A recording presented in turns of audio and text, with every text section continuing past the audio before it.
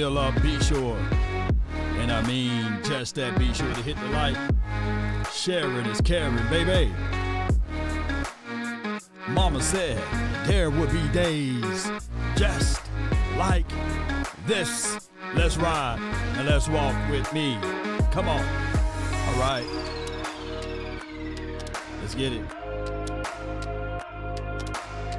The fame, one thing we all adore.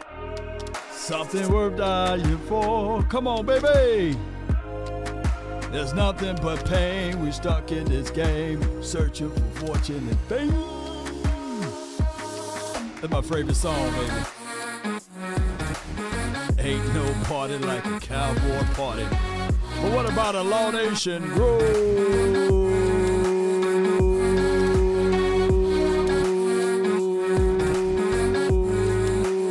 Yeah. Hey. Ho. Come on, baby. If you think long, you think wrong, baby. And that's on me, baby. Come on. All right. Let's get it.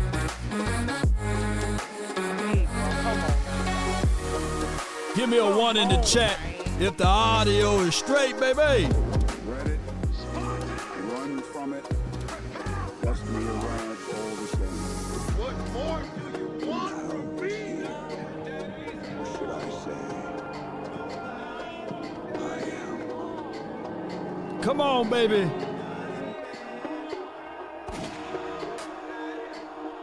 Yeah, on paper, they're a better team. All right. They have all the assets and VIP, baby. boy, and see if that factors in. I guarantee you it will. Come on. 5, 4, 3, 2, 1.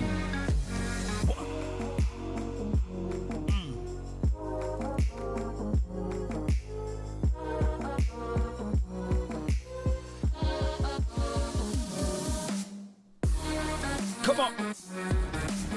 Ain't no party like a cowboy party.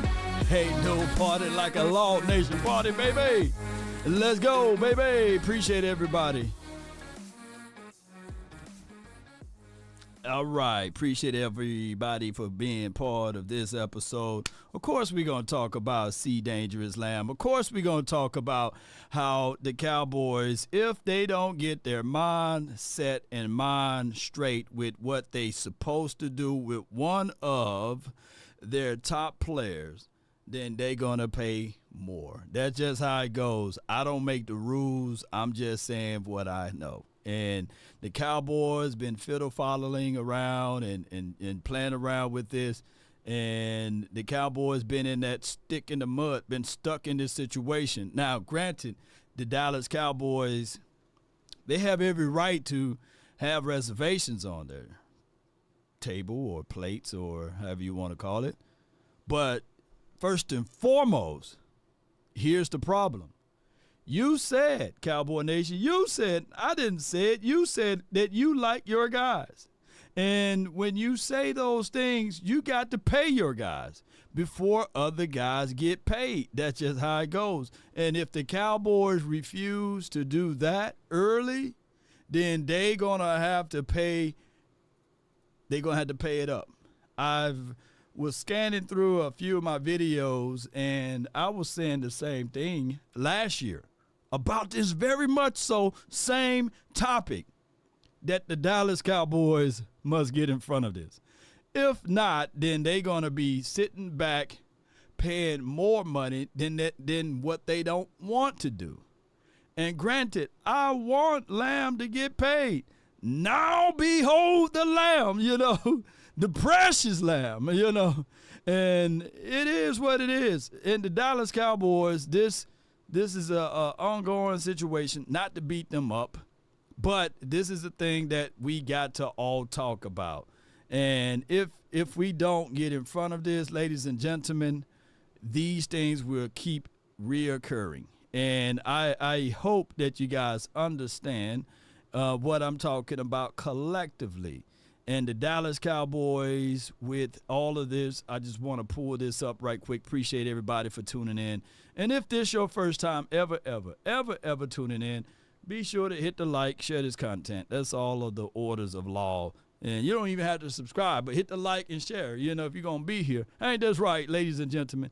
If you hit that subscribe button, that's cool and all, but like and share. And let's talk about this, ladies and gentlemen, boys and girls around the globe and beyond.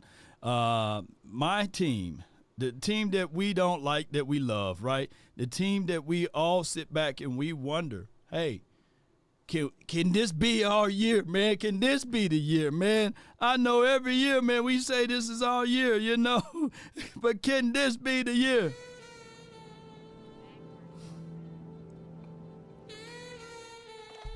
Rex, baby. I can't take this no more. All right, so Warren Sharp, great analyst, good guy, brings up a lot of stuff far as, his stats and accolades that he present on the X app and beyond, Sharp Football. All right, so earlier this year, Devontae Smith signed a 3-year for $75 million.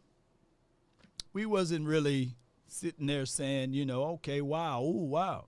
But we were saying to ourselves, hey, Cowboys, you wait too long. Hey, that price is going to do this, And, of course, Devontae Smith, I heard a few Eagles fans just last year, in the previous year before that, they were saying basically, hey, he's better than Lamb. You know how they get that community right there, man. Swallow that. That community, man. But neither here nor there. Devontae Smith got paid. I would tell you this with the payment. It's not that far off for what he got paid from what we paid Michael Gallup, believe it or not, like Ripley's, So that's just how the Cowboys pretty much roll too. Nevertheless, on April the 24th, Amon-Ra St. Brown got paid. 4-year, $120 million. Now we start sweating a little bit. We were like, hey, how much that brother got paid? Oh, my goodness. Jerry! I want me some glory hole. Well, hey. What's going on, Jerry? And then when AJ and them, this is AJ, what seat at the table for AJ? That's his third time or second time back at the table. Out of all of these boys, AJ the one that's winning. AJ got another deal. Wait a minute now. So you mean to tell me that the Eagles were crafty enough to pay their quarterback, to pay their tight end, to also pay their second wide receiver and their number one wide receiver without blinking? How, man? How are they able to do this, man? What's going on? Who's managing the books over there? I need that person to do my taxes, man. Come on, man. Hey, at the end of the day, you got to give the Cry Eagles Cry a little credit. You got to give them just a little. We answered. I talked stuff. I thought we had it. But it goes to show you who's a better team. And I'm sticking Cowboys. You're crying. I'm hurt. I love my Eagles. I don't believe it. You gonna flap the hat one more time for the Eagles for the hard fight they did?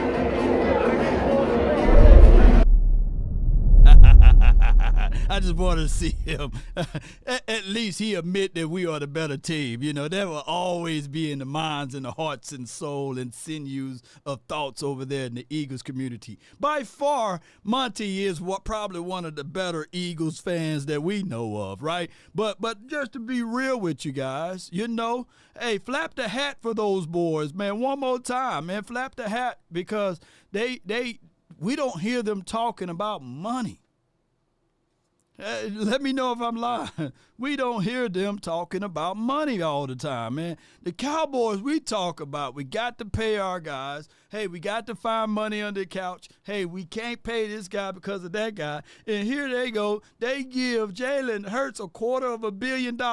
They don't even blink an eye or bat an eye, that's a better way to say it, and paid Devontae Smith. They've already paid their Dallas Goedert kid, and they already paid A.J. Brown, Twine for your mind. Good grief. That's crazy. And then, of course, Nico got paid just the other day. 3 year for a $73 million guarantee, something like that. That's crazy, but that's good for the Texans. And then you have Jalen. Did I do the dance right? Waddle, roll tide, baby. 3 for $85 million. And then I see how many roll tides on that list. You see about 2 roll tides on that list. So yeah. Go to Alabama, man. Go to Alabama, Bama, baby. But when you think of all of this, ladies and gentlemen, it's all about how you approach the situation. It's all about how you approach the situation.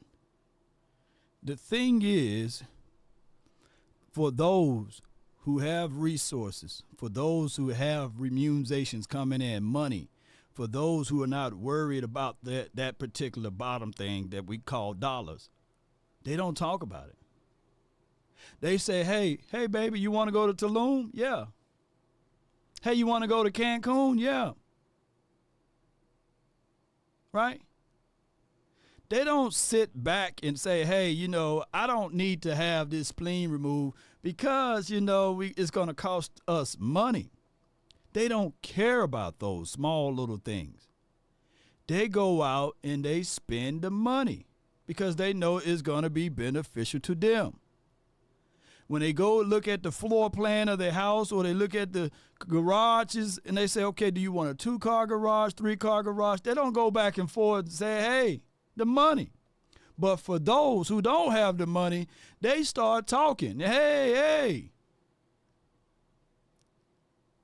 And I get what my guy's saying. Action Power, appreciate you. Law, it could be CeeDee is waiting on Jay Jetta. It's not his choice to wait. It's not his choice. It's the person who's writing the checks. Lamb don't have a no trade clause on his situation. The Cowboys at this point of time got the upper hand, and they should move accordingly, right?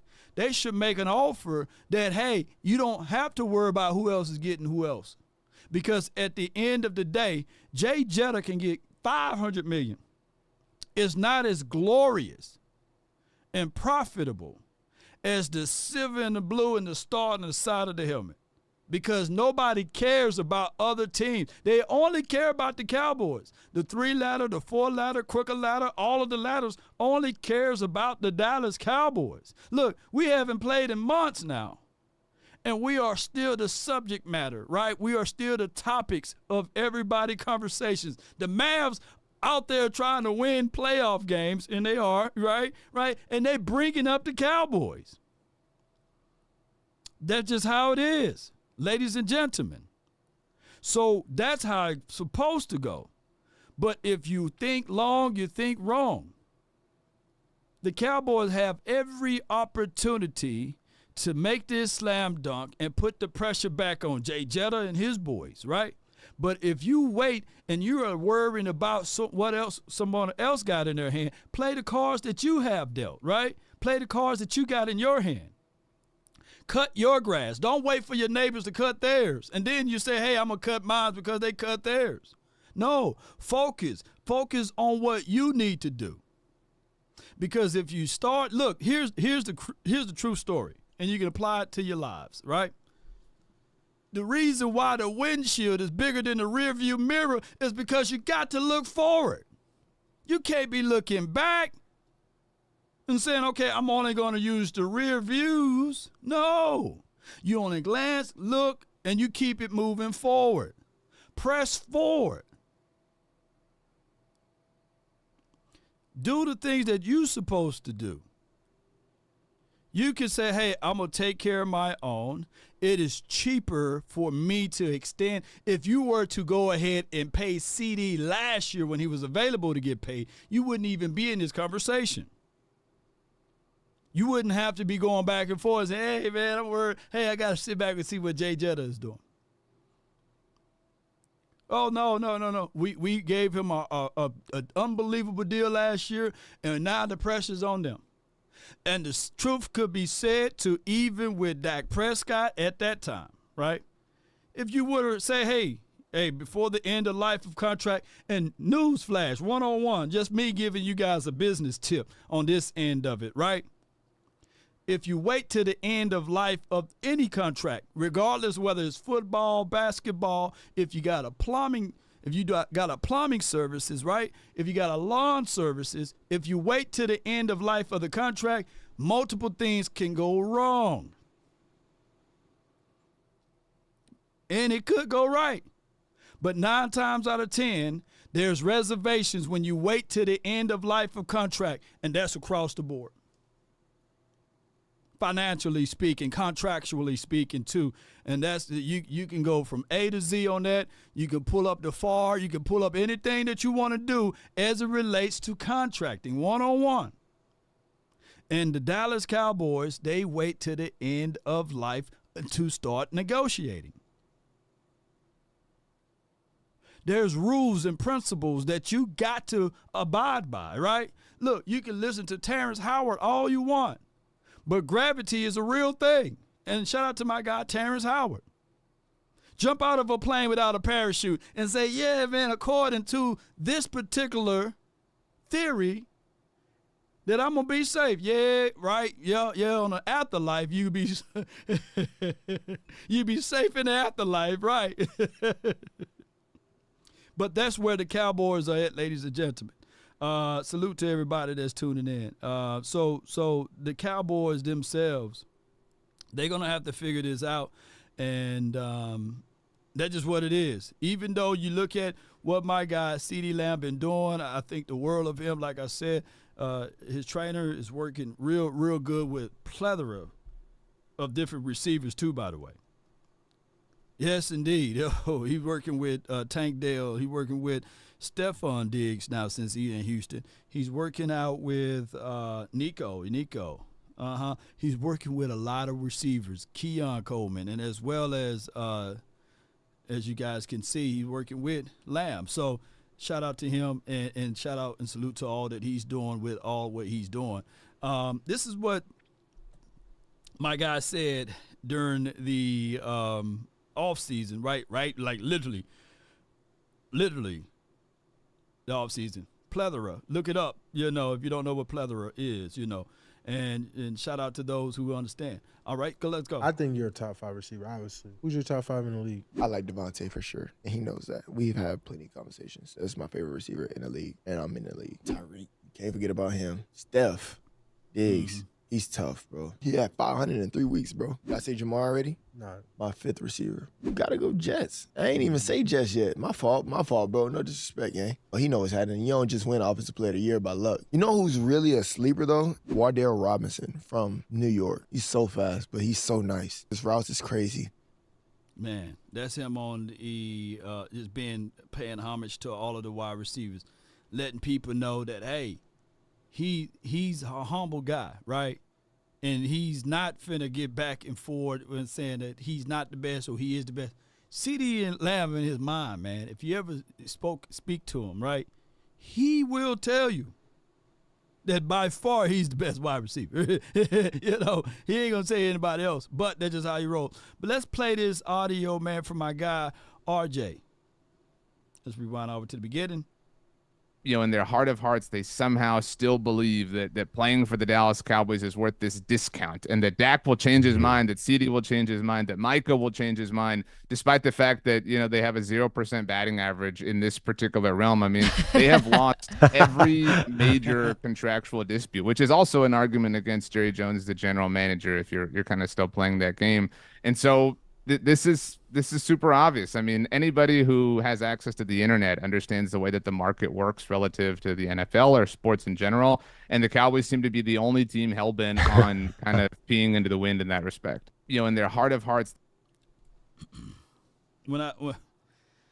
Jerry Jones and company, they have an issue.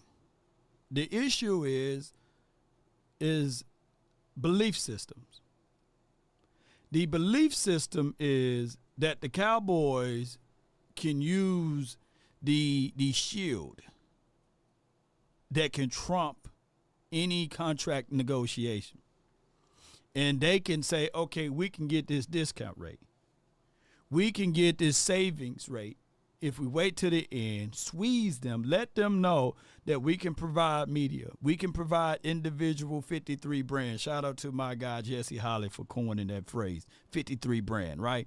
You can have your own personalized logo, image. Man, we will support you. We will even be an angel investor for your business. All you got to do is when it's time for us to, pay you, take the discount.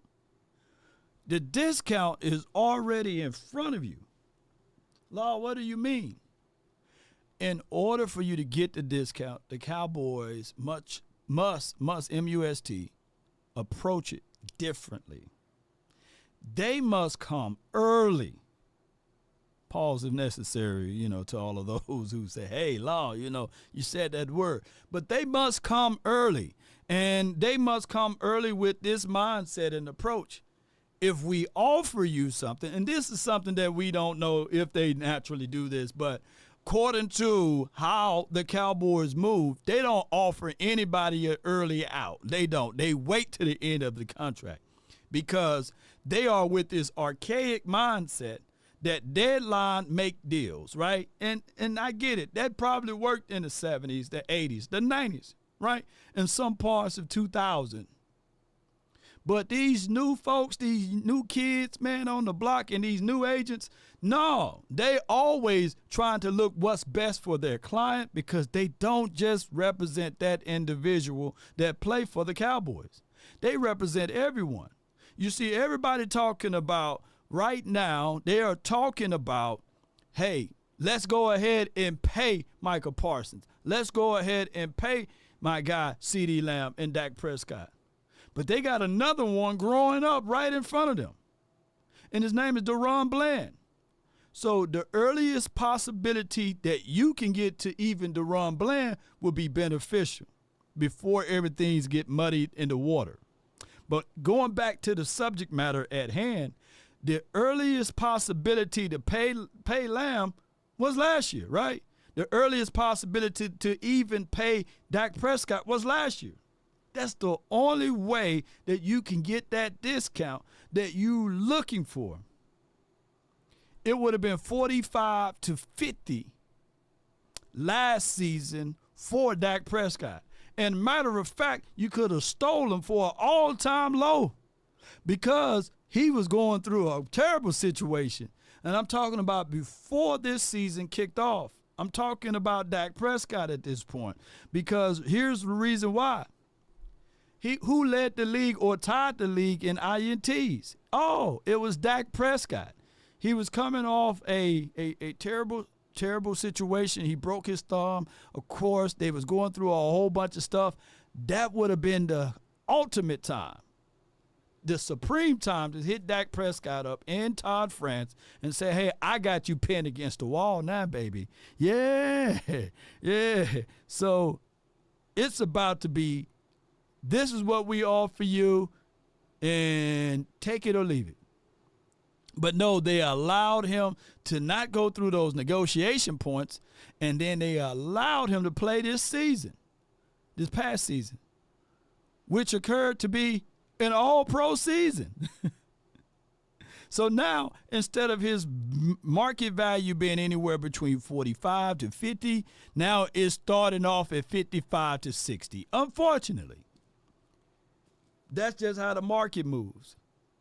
And the same could be said with CeeDee Lamb. And I get it. CeeDee Lamb and his people right now, they are saying to themselves, it's no rush for me to sit down and do the negotiation and do all of the talking because we already know where we are at. We are getting paid more and more money, more and more cheese, because they know for sure, even from a stat aspect of it, that they are way better than a Devontae Smith, way better than a Amon Ross St. Brown. And to a degree, from a stat line for your mind, they are better than A.J. Brown, far as accolades and stat lines from last season, right? And they're a little bit, I think he's a little bit younger than A.J. Y'all can put the age down between the two. But A.J., he rich. Boy, he's rich. And then on top of that, with Nico Collins, his numbers are better than his. Jalen Waddle, his numbers are better than his. So as everybody get in their bag, the Dallas Cowboys sitting back waiting and saying, okay, we're fine with it. Yeah, but be prepared to pay the money. On top of that, on other news, man, the other night, my guy, Boss Cowboys Sports, want to show him a little love here. And Dak Attack, appreciate him. He says, ready for the season to improve. Run defense and defensive tackling will be the increase. He's ready for the season. He ready. As long as all these new defensive tackle coaches and all the help we got coming in is going to actually solidify that middle, man. I think our season is going to live and die by, are we going to be able to stop the run? I think that we're going to be able to stop the run better than we could last year. So, yes, we're ready for the season. Yeah. All right. That's why you do the Kool-Aid last, though, you know. We were talking about the Kool-Aid, you know, and preparing everything. And I'm telling you guys that, you know, when you look at this season, it's still too soon to judge. We switching up topic lines right here. It's too quick to judge right now. Two areas that I'm looking for the Cowboys to improve at: stopping the run and running the ball. Those are my two areas that I want them to. All right, so Clarence Hill Jr., he says, Micah Parsons is not at OTAs today. Mike McCarthy doesn't seem happy about it or what have you. And then these are the response to it. Who cares? Who gets a pass? We really got to stop with OTA news. It's voluntary. They capitalize voluntary. And if you follow my guy, Boss Cowboy Sports, this all ties in. Now, Boss Cowboy Sports, he had an episode last night, got a chance to hear pieces of it, and he was talking about measured Kool-Aid teas, and then he was talking about what are things considered respect. Basically, I'm paraphrasing. And when you really think about it, right, some people will allow certain things to happen. Some people will not allow certain things to happen, right? And when you start talking about Parsons and you bring up Parsons, there are a few guys that will look at Parsons as a distraction, right? There are a few guys that look at Parsons as generationally talented, right? There are a few guys that will say that, hey, when you think of Parsons, you think of a dude that can race to the edge. He's generationally talented. Every season, he'll get you at least minimum of 12 to 13 sacks. So that is something phenomenal. That's something that this team need. We all need edge rusher guys. We need people that can make impacts in big games and big moments. And then there are things that we can all sit back and say to ourselves, hey, when you collectively think about this, what are we doing? Parsons is not the issue. Coaching on how they utilize and use them, right? But the other thing is Dallas is different. Dallas is different. And if you're from Dallas, put D in the chat, put D in the chat. And we talking about all of it. Like you could be from Arlington, or you could be from, Funky Town. You can be, from Waxahachie. But if you from Dallas area, I'm talking about a 90-mile radius, right? If you from this area, put D in the chat, right? So that, we can all be on the same page, right? With what I'm about to say. I got HyperX. He's from Dallas, man. Appreciate you, man.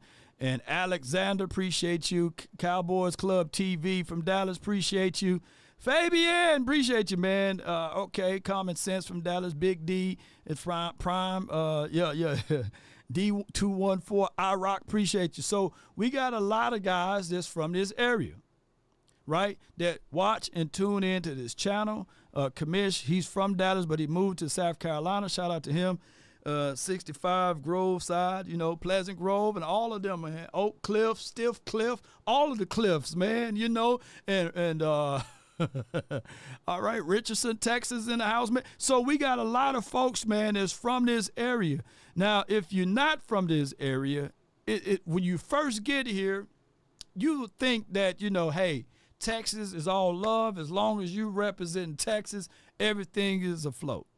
But I learned that, no, man, shoot, I'm from Mississippi, bro. So if we from Mississippi, you know, any team from Mississippi, we'll root for them, right? It ain't no, hey, man, where you from, Winona, Mississippi, man? Yeah.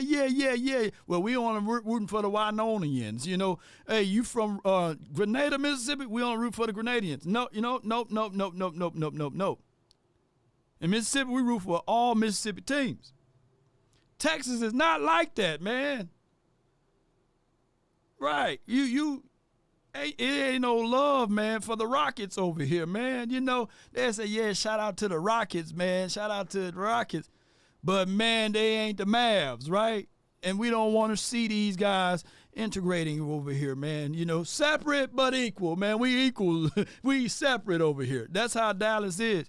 And the whole notion is when Parsons – when he did the deal, and there's no shade at my guy Parsons, but when he shows that love for all teams and other players, it's all about timing. It's all about, hey, you know, from this area, they pissed off, right? They mad, they angry that they lost.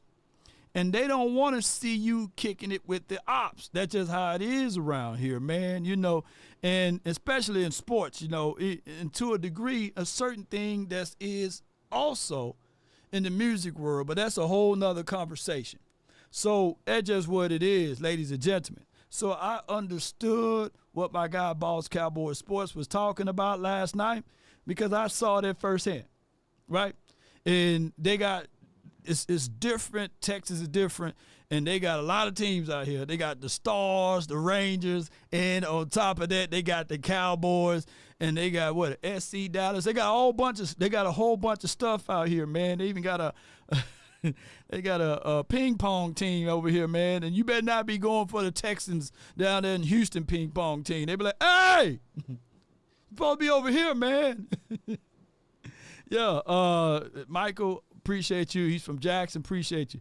Texas versus everybody for sure. I like that, Law. Yeah. Yeah, my guy Tyreek, man, we finna open up the phone lines. But before we open up the phone line, and yeah. I heard your conversation when you was talking to him.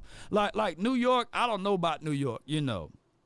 But New York land mass is not as large as Dallas, right? And I don't know the differences in New York. But I know in Texas, man, there's God, football, then family. I was like, wait a minute, hold on. Don't family come after the God? No, it's football, dog. In some households, man, it's football and then all of the other stuff. But I ain't finna talk about that. But that's just how it goes, man. Parsons wearing the Mavs gear, but, you know, chilling with Mike. Come on, man. Hey, he was wearing the Mavs, though. You know, it was just unique to see. But that's just how that goes. But look, let's talk about my prize picks over here, man. Now, you don't have to be from Texas to just do this. You know, you can be all over the world as long as your specific state do agree with these type of things. And you can select with prize picks, and you can be in the mix too. Download prize picks, use promo code LAW. And with that being said, 100%. Up to $100 will be matched on your first deposit, man. So check us out. And then you can also join the community play with Discord, you know. And that's 12X the payout, you know. If you think Big X the plug is big, man, Big X this right here because this is bigger. Pause if necessary. And shout out to my guy, Big X the plug, baby. Yes, indeed, man. Hey, Texas on one, baby. Luke, I ain't from New York City. Yeah, appreciate you, Talia. Appreciate you. Texas don't don't allow prize picks, laugh out loud. You know, well, they allowed the prize picks over here, baby. Come on, let's go. And then certain lineups you can do. This is what my lineup is, and you still have time for your mind. All right, let's go. Appreciate everybody for tuning in for these type of episodes. And let's talk about the payment aspect of everything. Let's talk about this payment aspect of my guy, Dangerous Lamb. Let me crack your cranium and fertilize your brain. Yes, indeed. And as we do that, ladies and gentlemen, let's go. Let's talk about all of this on the phone lines once we open them up. I ran up a check, I might do it again. Enemies close, had me thinking they're friends. 10 toes down, I'll be free until the end. Crib outside the city, I don't feel safe in my hands. Took so many years, I'm just waiting for the wins. I'm in debt to no one but the one who took my sins. I do it for real, there's no reason to pretend. If I do it once, I do it again. Add it up, bankroll, euro, peso, add it up. I'm just doing me, everything is on me. Oh, you matter what? Add it up. Bankroll, euro, peso, add it up. Mic check, 1, 2. Mic check, 1, 2, 3. Everything is on me. Here we go. Yeah, let me go. Told you I'ma do me. Why you hating on me? It's not adding up. I do roll like a Mack truck. Country heart, I might cop a farm and go act up. Lot of scars, I was cold-hearted, now I'm back up. Keep it real, I do the hotline for your mind. I just take the money and go stack up. Only buying car 657-390-7391. I done doubled Come up on the workload. I think I fell in love with the bankroll. Let's get it. Up, get money, then we lay low. Then we lay low. Patrice, what number that is, Patrice? No, don't call that number now. All right, what number that is, Patrice? Come on. 5, 4, 3, 2.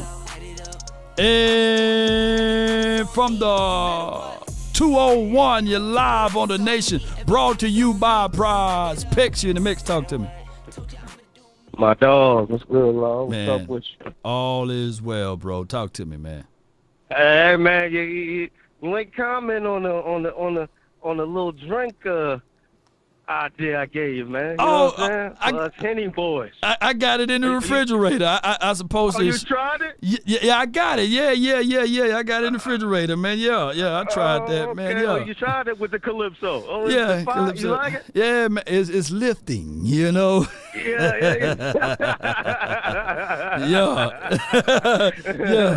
Yeah. That thing fire, dog. That thing fire. Yes, indeed, man. Let me hit my boy with that right quick. See what he think about that thing. That thing fire. Indeed. Boys, you know what I mean? You ain't lying. As long as I don't take too many of them, you know. Yeah, man, I feel you. But man, listen, man. I just this not the 90s. Right. And that's what they are steady. This is the 90s. I don't care how many primetime games we get every year. Right. I don't care, but they bank on that. They do. They bank on that They do. because, okay, we get the primetime games. You guys get the commercials. I think if the Cowboys could get a piece of those commercials, they would try to. Oh, yeah. You know what I'm saying? They would try to get a piece of it because y'all got this because of us. It doesn't matter. Baker Mayfield was on the Browns, and he was seen every week with State Farm. Yeah. So that should let them know times have changed, man. Mm-hmm. You need to stop this. Yeah. You know, like, you need to stop this, man. Yeah. But, and the thing, they don't want to be the first to do nothing. $28 million was too much, Law. Yeah. They didn't want to pay the 28.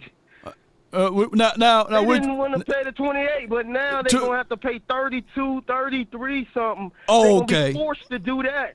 Okay, you talking about they wouldn't within have paid CD 28. They 28. What's the name got 28, Law? They wouldn't have paid them 28. Put it like this. When I was looking at a video that I did like last year, it was 22 to 25.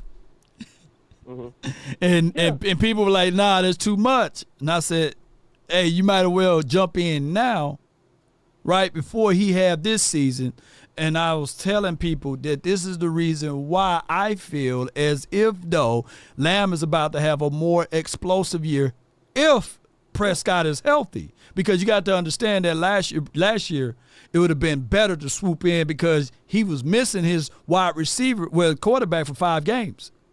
See, people don't look. It's a game, man. You got to jump in and you got to get it in. Yeah. Then they tried to squeeze CD by not giving him the ball in the beginning, and he started to complain. I'm gonna tell you right now, Lord, I like our team, and I feel like we can win 12 games again. But if the Cowboys do that political thing and try to squeeze them to get the contract down like they did last year, think about this now.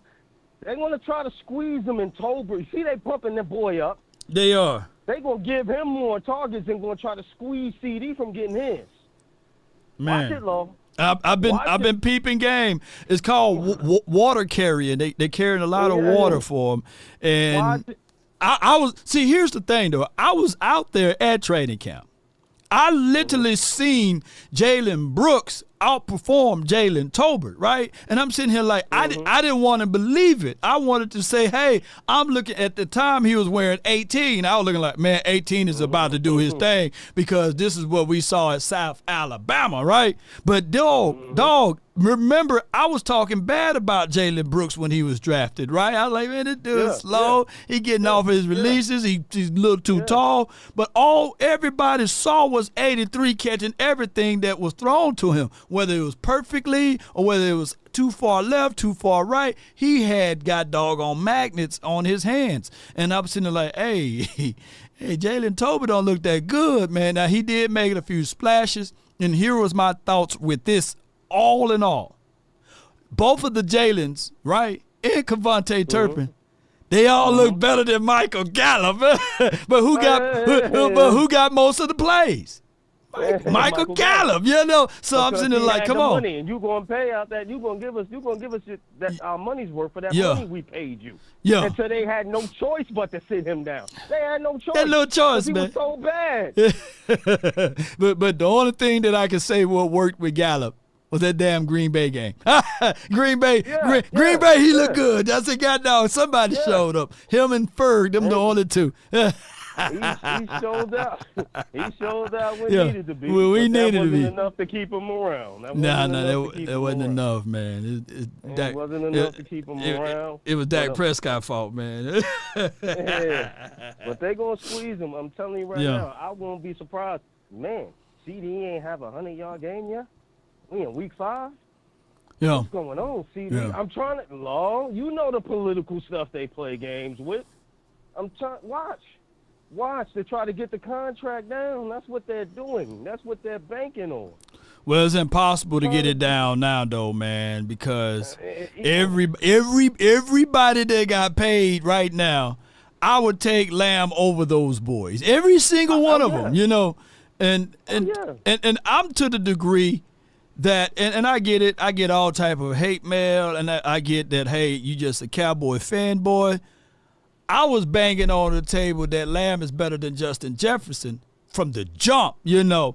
But, you know, I get it. Justin J. Jetta, I like him. But at the end of the day, he never had to play with his backup quarterbacks over there until last season, you know. Fans don't look at that. They don't look at that. They never looked at that. They never looked at the stats. They look at the stats. They just look at the stats. They just look at the stats and say, oh, he's great. Come on, just like with the Eagles. Come on, man, when you got 2 wide receivers over there, of course AJ going to eat like crazy. Of course Devontae going to eat like crazy. You got two of them boys over there and the tight end.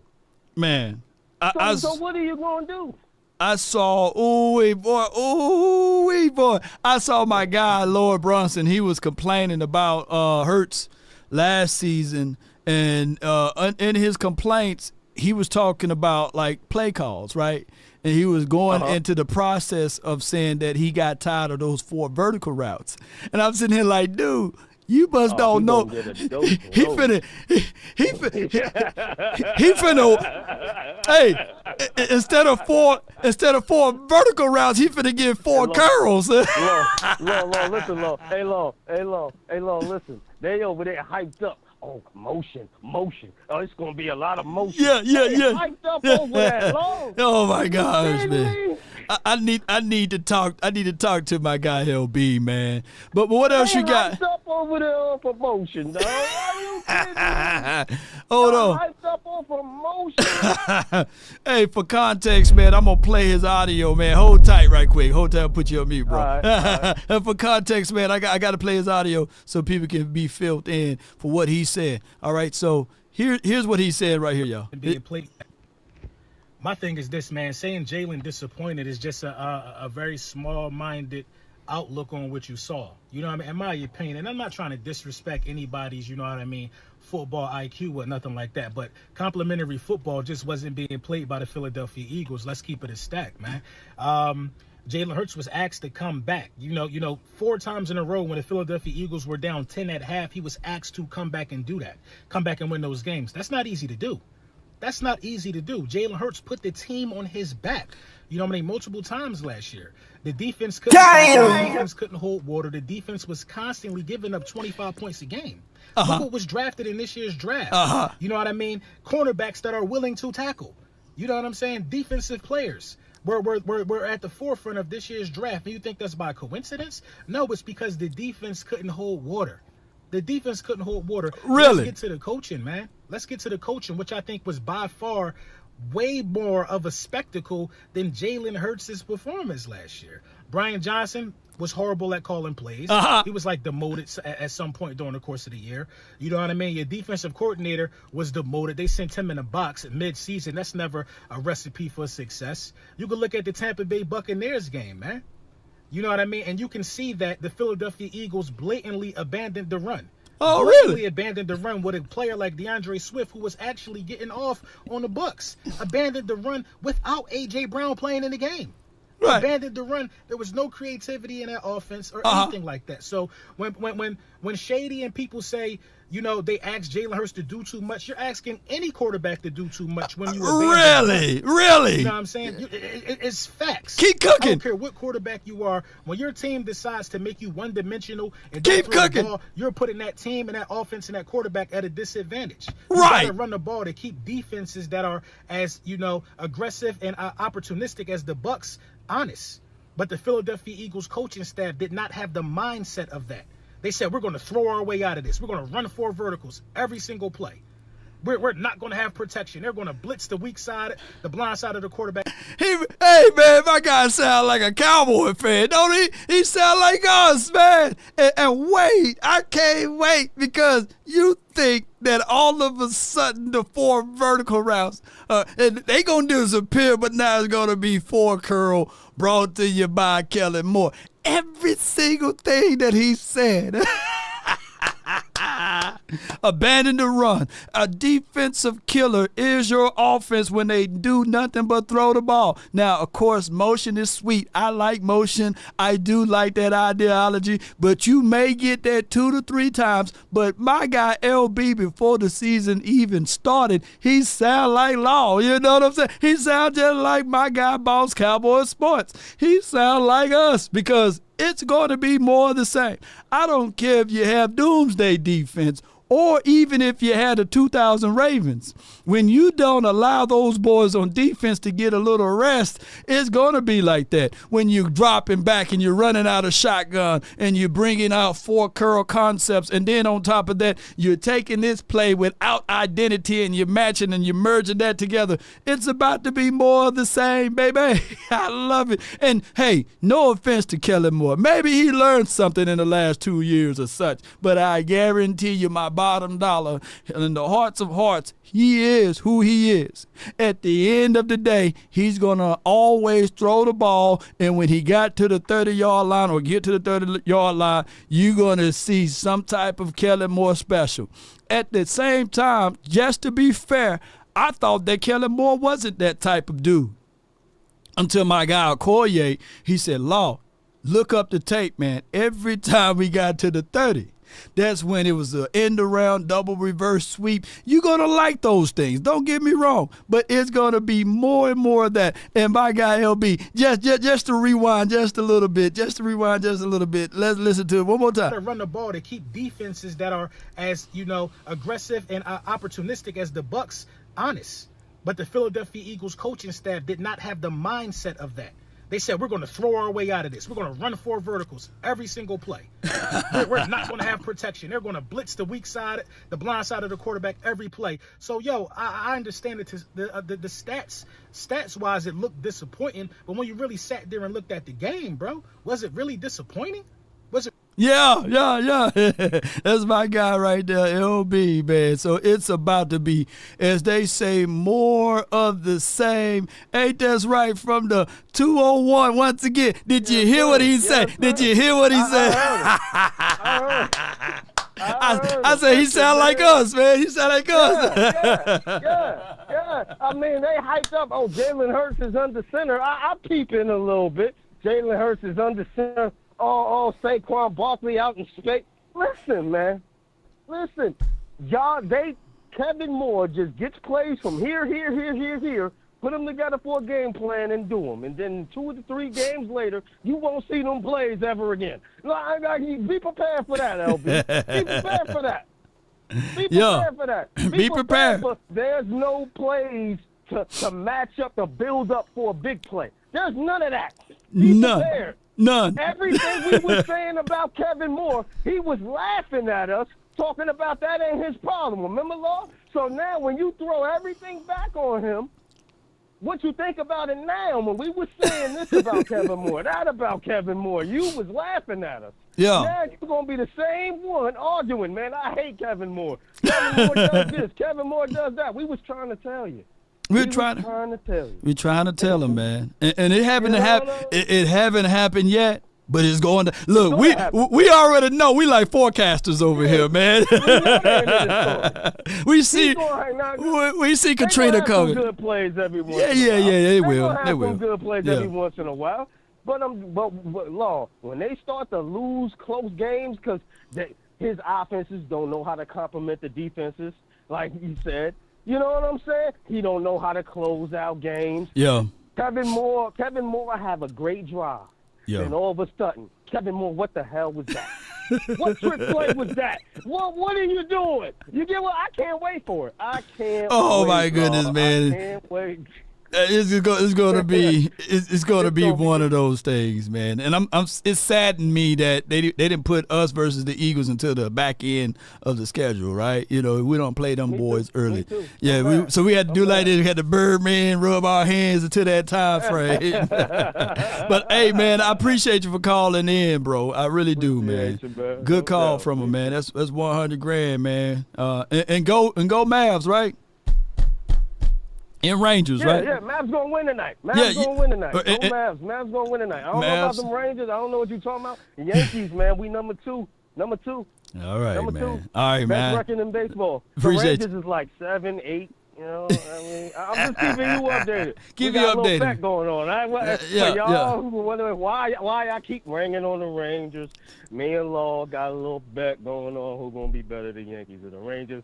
And right now, the Yankees in the playoffs as of right now. And the Rangers, man, it's not over with yet. It's not over with yet, man. The fat lady ain't singing yet. Appreciate you, man. Thanks for calling in, man. It's a good call for $100,000, man. Put your hands together for my guy, man. yeah, give me some flowers. Right. I want my flowers while I'm living. My brother from another mother, no other, from the 585, you're live. Tyreek, talk to me, man. Hey, what's going on, Law? What's going on, Cowboy Nation? Not much, I would man. like to start this. I would like to start this conversation about this way, man. I apologize if anybody from Dallas took what I said last night out of context. You know what I mean? Because I wasn't trying to say it like that. And I'll never disrespect the city. You know what I mean? At all, or the people from the city. But this is all I was saying last night. That. How are we going to sit here and get mad at Micah Parsons because he's a young face of the league? And at the same time, too, Ant-Man is a young face of the league too. He's an up and coming superstar. Mm-hmm. So if they networking or talking or Right. like, you know what I mean, I understand, you know, they gonna do that. That's what these young dudes do, man. So it's like, how can you get mad at them for doing that? But at the same time too, I understand y'all lost. You know what I mean? Y'all lost the game, which y'all should have swept them, but y'all didn't. And Micah, maybe that was a little distasteful for him to say that right there in that moment. Then in that moment, But, yeah. Yeah, but Ant-Man, let's keep it real. Ant-Man is a beast. You know what I mean? I understand that y'all lost, and some of the fans and some of the people from there mad as hell about it. But at the same time, too, come on, let's be realistic. Y'all up 3-1. Y'all should close out the night. It should be. And to jump on Micah, and you know Micah is not a Dallas fan. He's a Phillies fan. What would the Cowboys fans would have said if it was Philadelphia and Dallas in the championship game? You gonna get mad at them? You gonna get mad at them then because you wearing the Philly jersey? Come on, man. Let's be for real now, y'all. You gonna find something to get mad at them man, about? Would he do that? Would he do that though? Would you think that Dallas? I mean, not Dallas, but not Dak. Damn. Prescott, damn, what's his name? Parsons. I'm calling him everything but Parsons. Yeah, Parsons. Do you think that Parsons, if it was Dallas versus Philly, he'll put on that Philly jersey? Ooh, he did it in the season. He did it in the playoffs. Which one of them is it? Maxie? Was it one of them boys from Dallas, right? Yeah, yeah. He'll probably do it that way. Boy, Maxie. Maxie, yeah. Man, so here's my thoughts on.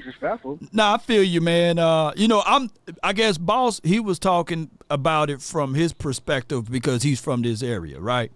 And is Dallas versus everybody, and then there's inter-rivals between. It's different. Like North Dallas don't mess with South Dallas. I can't get too much into it because I like to move around freely. You know what I mean? But I'm going to say this, and I'm going to be on the edge with this. It's just different, bro. And them boys will go fight blow for blow, toe to toe, all of that stuff. They'll pull out handguns, allegedly, even at kids' football game, right? And I'm saying, like, wait a minute, it's a kids' youth football game, and I almost said the N-word, and a brother will pull out a whole handgun, bro, and shoot somebody over a disagreement. So I said, man, hey, man, I like football, but, man, I don't love it like that. But it is what it is, and I get what you're saying. They got even people, rappers, within this particular city that don't mess with other rappers, you know what I'm saying? They can't even drive down their own street because of that.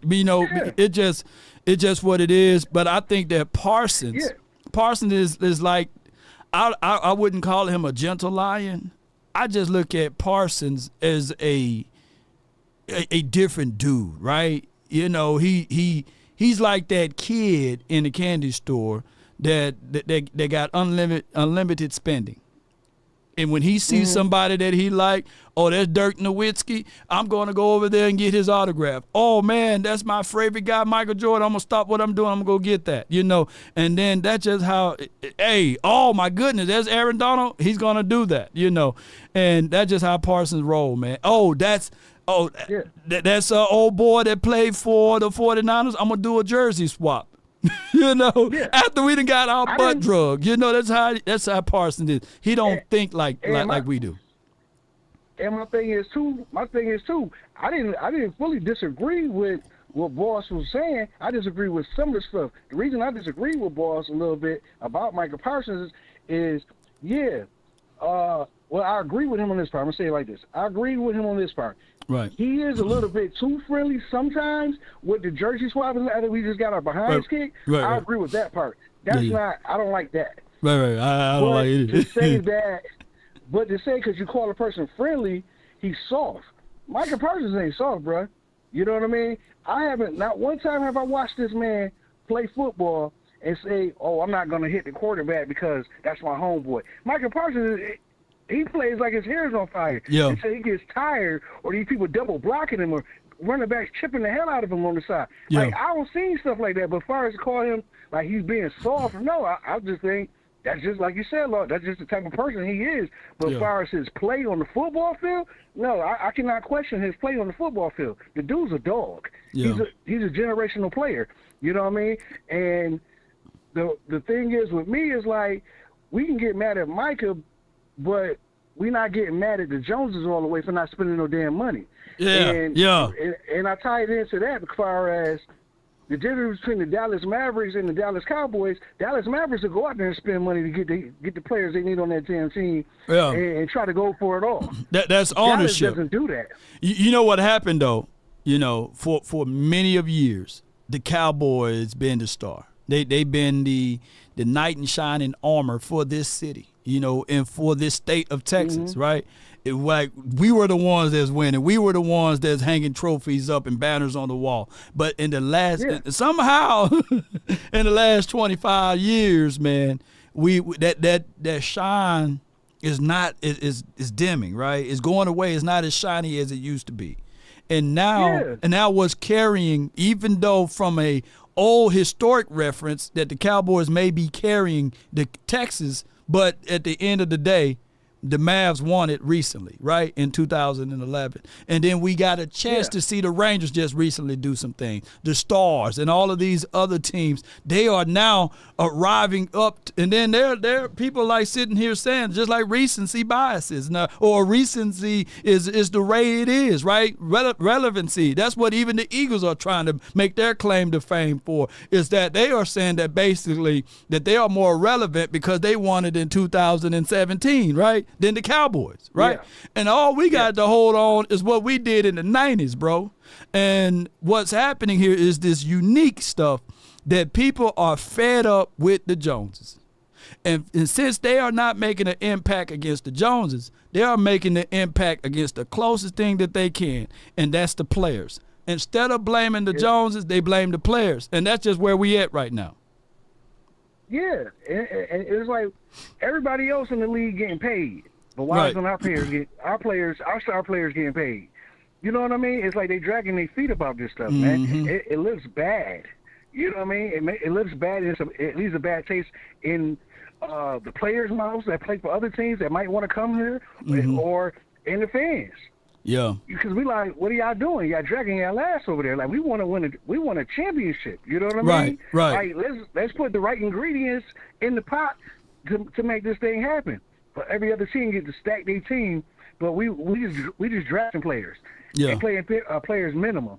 You expect to go win something, you don't win championships that way. Great players and good players win championships, bro. That's basically all I got to say.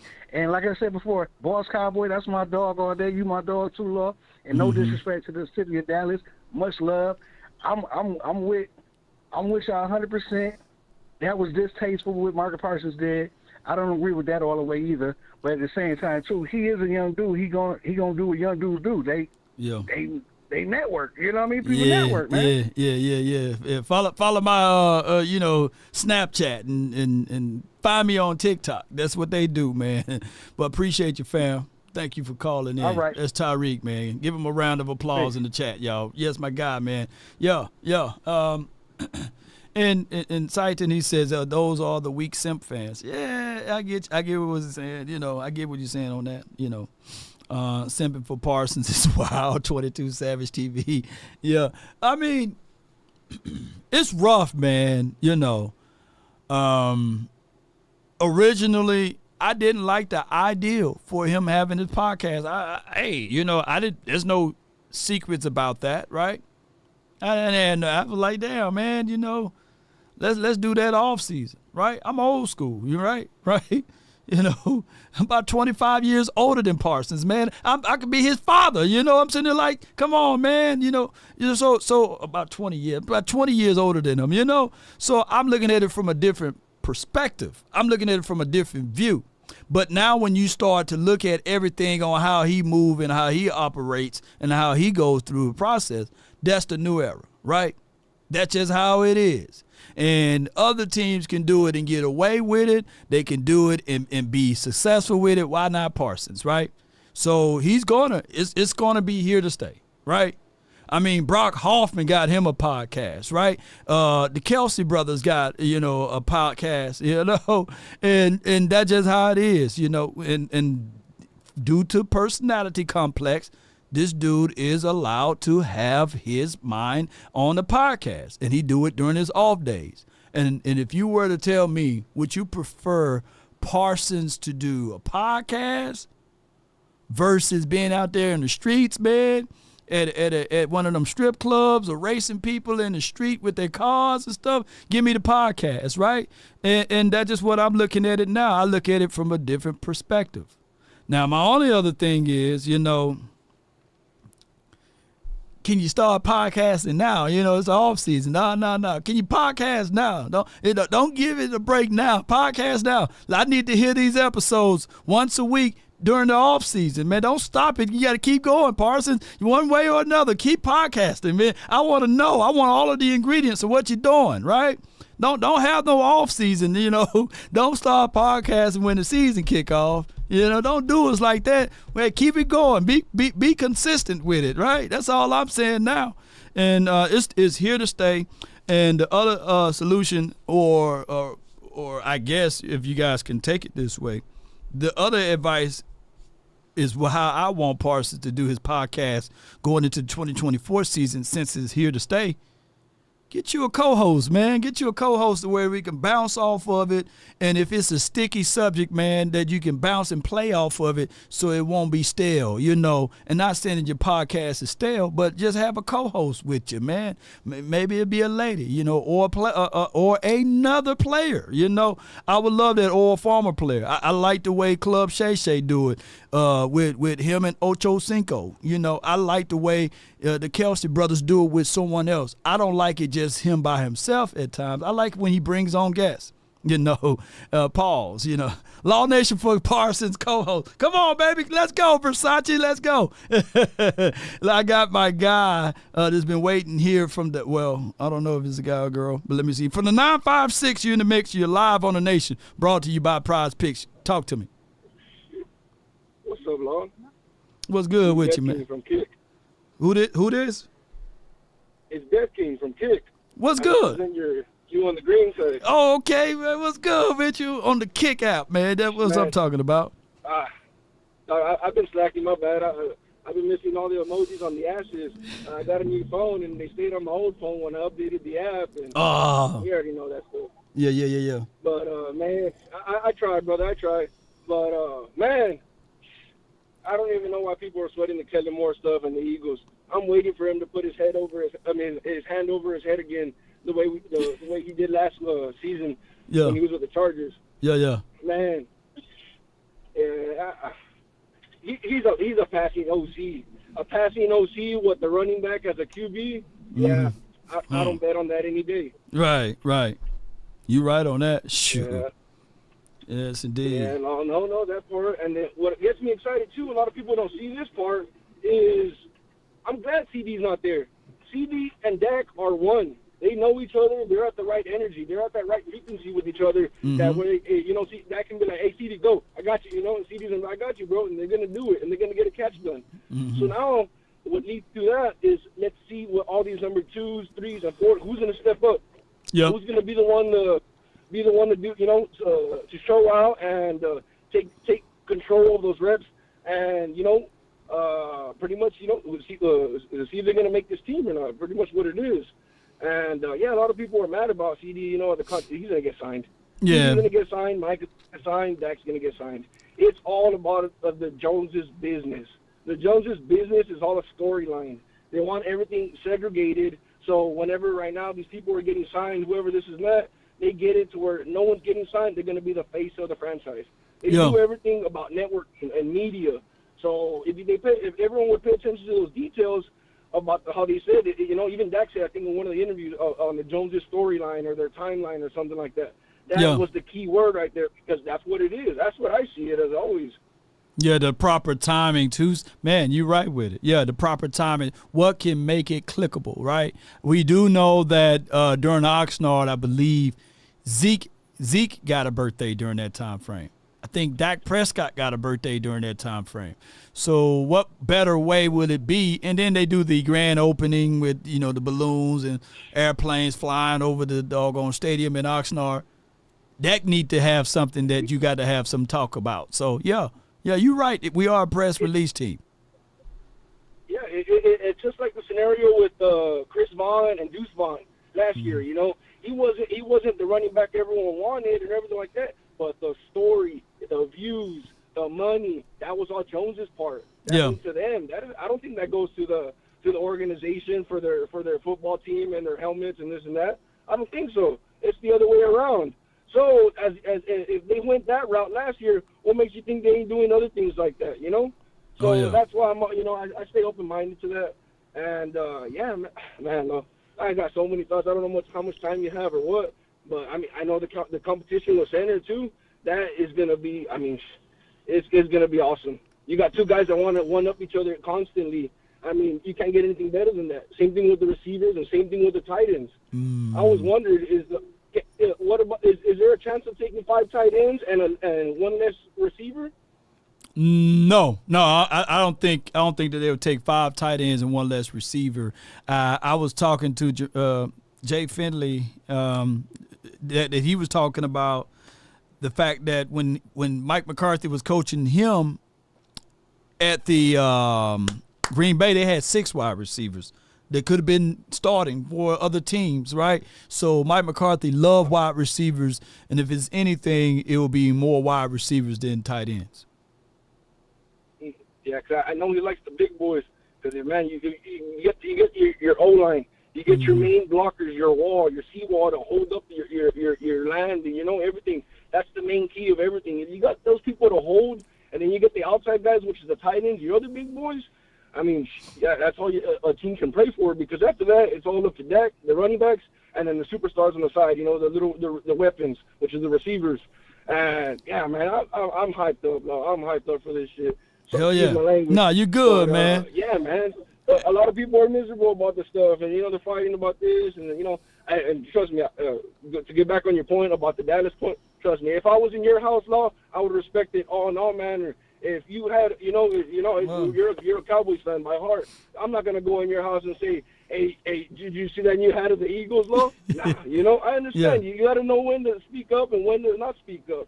But hey, man, you can't hate Micah because he's a different type of breed. He's a different type of animal. Yeah. And he's a kid at heart. He's Simba at heart, but he's Mufasa at body size, And that's what a lot of people don't get at. Yeah, and man, you're right on the money with it, man. Appreciate you, Def King, man. Appreciate you, dog. Thank you for calling in, bro. No. Yeah, absolutely, dog. Hold. Nah, let me hear you say it, though, dog. Let me hear you say it. You want me to say it? Yeah. How about these Cowboys, baby? Let's go. Let's go, baby. That Def King, man. Yeah. I got 2 super chats, man, from Sighton. He says they weren't on the same page in the playoff game. That, my friend, is truth. They wasn't on the same page. He talking about CeeDee Lamb and Dak.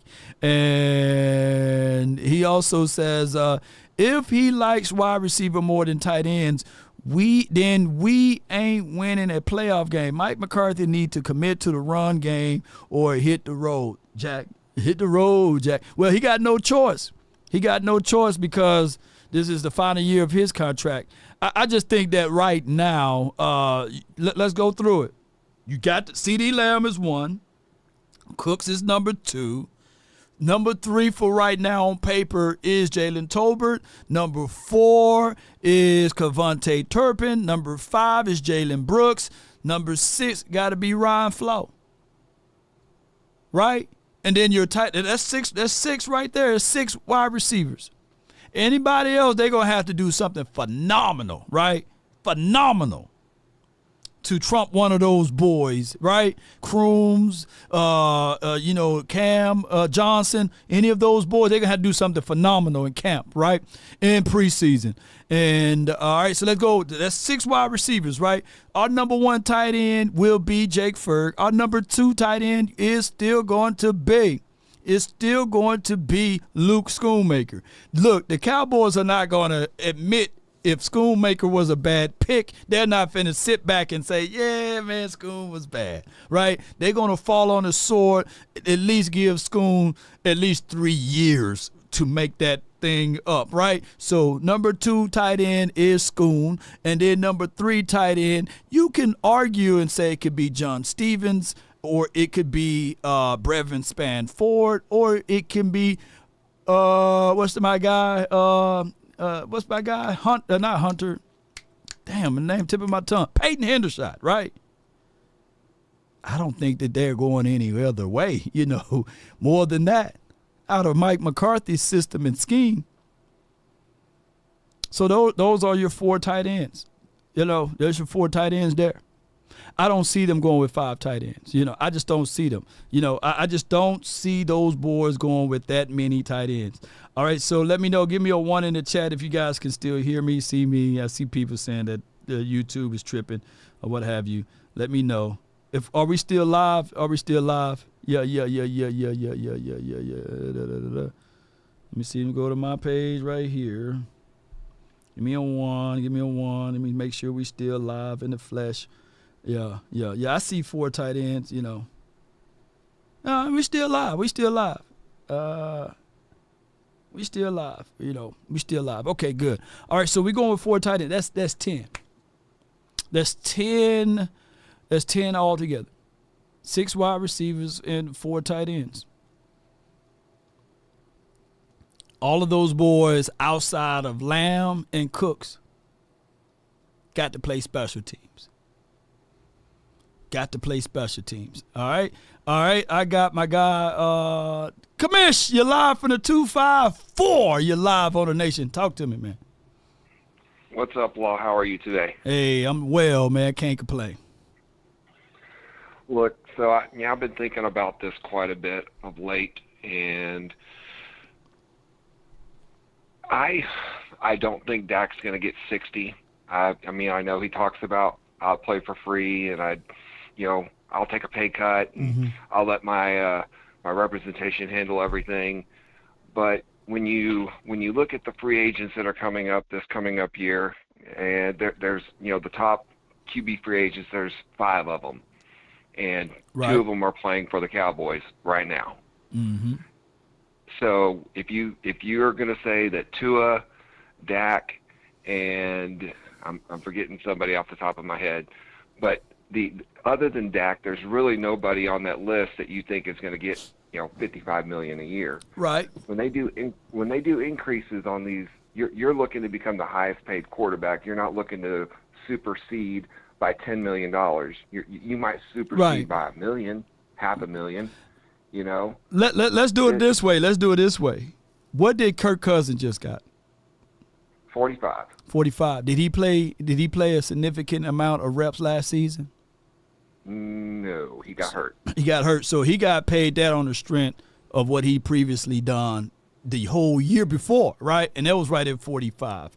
I think that if he probably would have finished out his season, he would have got at least $3 to maybe $4 million more than what he got off of that APY. So I just look at it in that perspective, and that he got 45 off of simple strength of what he did previously. So in Dak Prescott case, 45, that's where they're going to start the negotiation out at, right? If they want to compare him to a Kirk Cousins, right?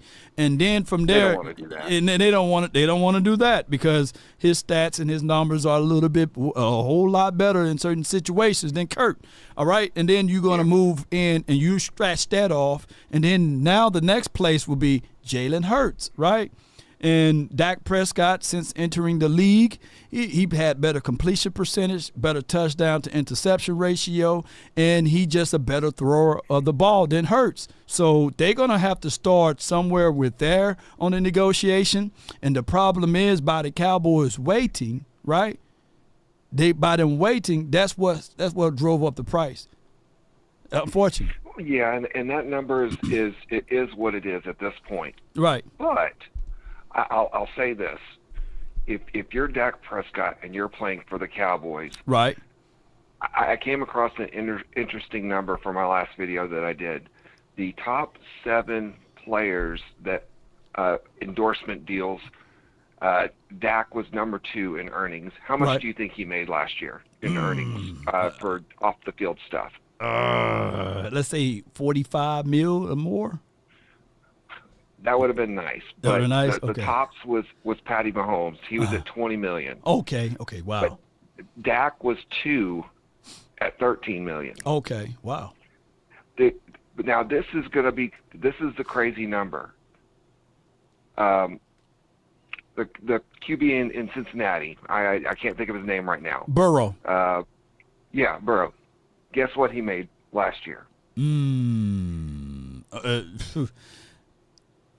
million? 4 million. Oh, 4. Okay, 4 million. Okay. 4 million. Okay. Your highest paid QB in the league at 55 million, who's got charisma, oozes it out his pores. Right. And you're in Cincy and you're making 4 million a year. Off of the market, off of the contract beyond football. Endorsements. Endorsement deals. Yeah. Off the field endorsements. So if you're going to be Dallas and you have that's got to be part of your repertoire. I mean, you're making more in off-field money than you are anywhere else in the league. Right. Guaranteed. If Patty Holmes was in Dallas, he'd probably be making 40 million in endorsements. Oh yeah, he's probably making crazy money. But here's how this goes, and I get it, right? Like we both content curators, and when we do content curations, we talk about the boys, right? And it's equivalent to when we going into our other everyday jobs or what have you, career path. Then they say, well, hey, since you talking about the Cowboys, would you be willing to take less because you making a bag over there? And that's just how it goes. Unfortunately, I was doing a deal. And beyond, I handle a lot of things just beyond just what we doing here, right? And there's this upcoming artist named Jelly Roll, right? Jelly Roll to perform for a concert off of his tour is $1.5 million, right? But just 2 years ago, he would have been willing to do it for $250,000, right? And we're talking about a concert, right? So it's just the way how the demand of the market goes. And I give it what you're saying, that like when you play with the silver and blue and the star on the side of your helmet, you're going to get the max exposable dollars. But as an agent, he can't factor that in because he's looking at it like, nah, I got to stay within the confines of what's right for my client that's on the field. No doubt. Because he can go away just like that. Here's where I'm going to go with that. I think that for the market, right. I think he will be the highest paid QB if he wants to be. Right. And that number is probably going to be at 56. If he decides to take a hometown discount, I think that number is probably going to be 52, 53. Yeah. Somewhere in that market. It's still going to be in the 50s. You just bank it, lock it in. It's going to be in the 50s. Let me ask you this, though. Let me ask you this, though. Yeah. When people bang on the table and ask for this quarterback need to take a discount and he need to play for less, what are the Cowboys are intending on doing with that money, right? Like so $3 or $4 million. That is what extra money for who? Like a Cavante Turpin? Who they're trying to spend that little $3 to $5 million for? If push comes to shove, they're not letting this deal get done past the season. Him and CeeDee are going to be done before the season.